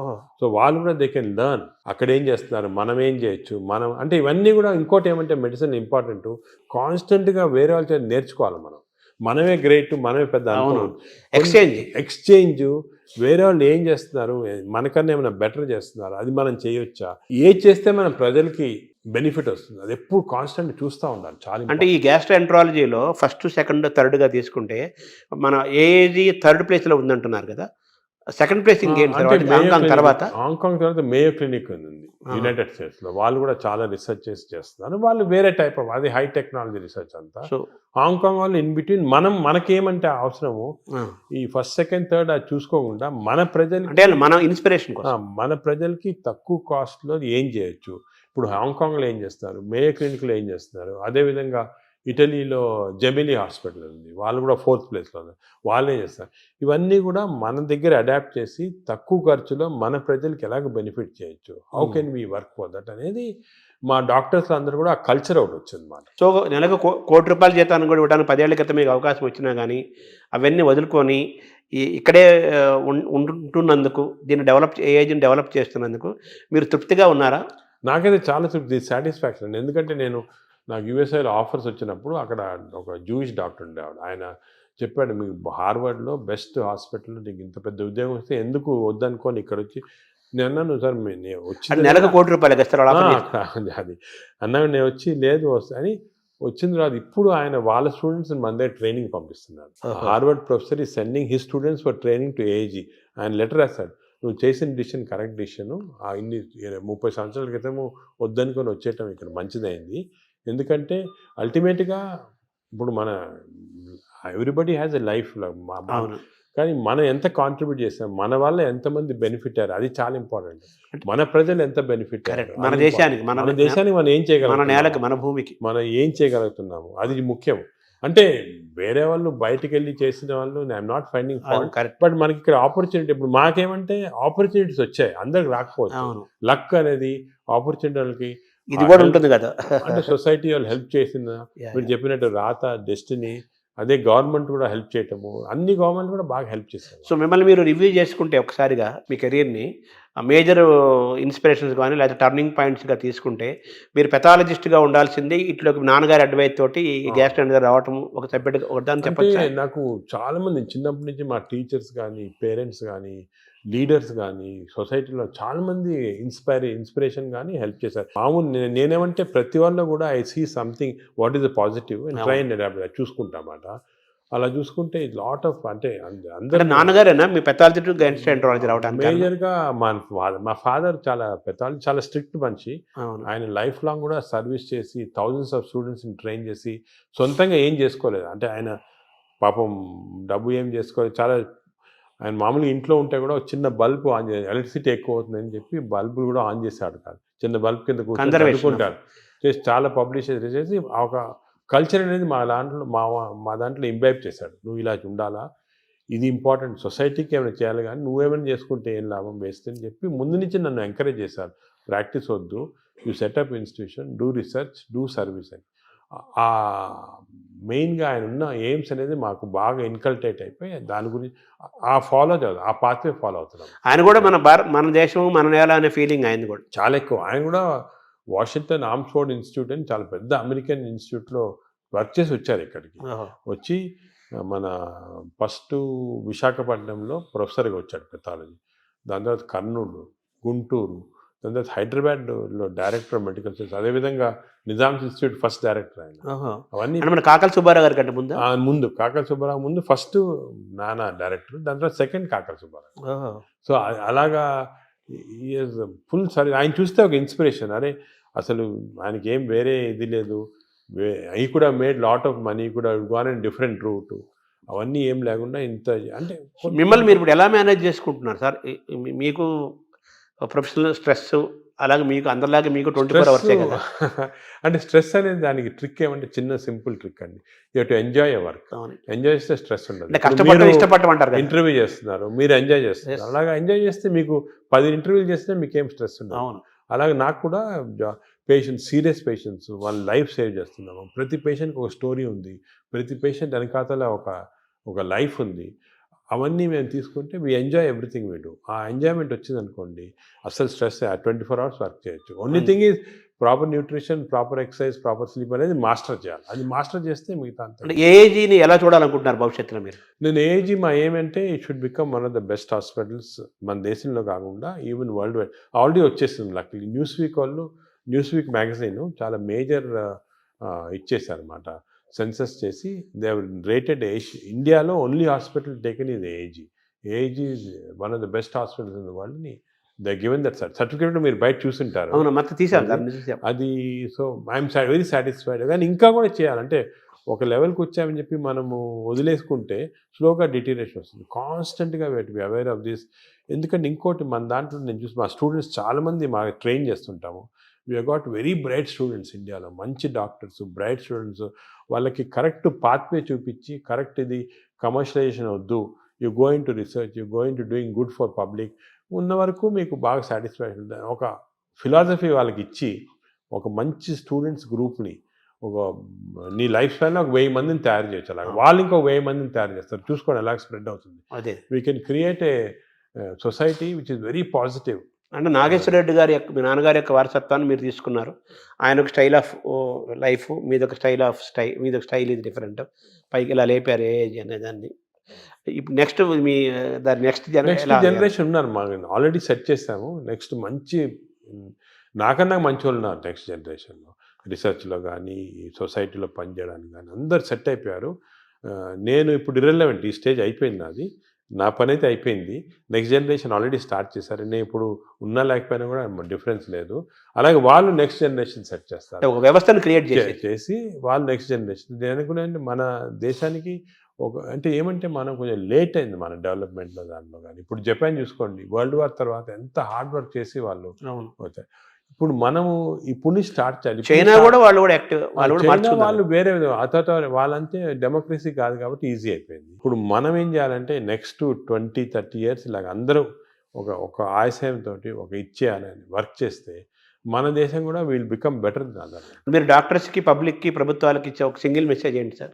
సింగిల్ మెసేజ్ ఏమంటే నేను let us all work together, work hard, create the best culture. మన దగ్గర ఉంది best culture in the world. Thank you sir.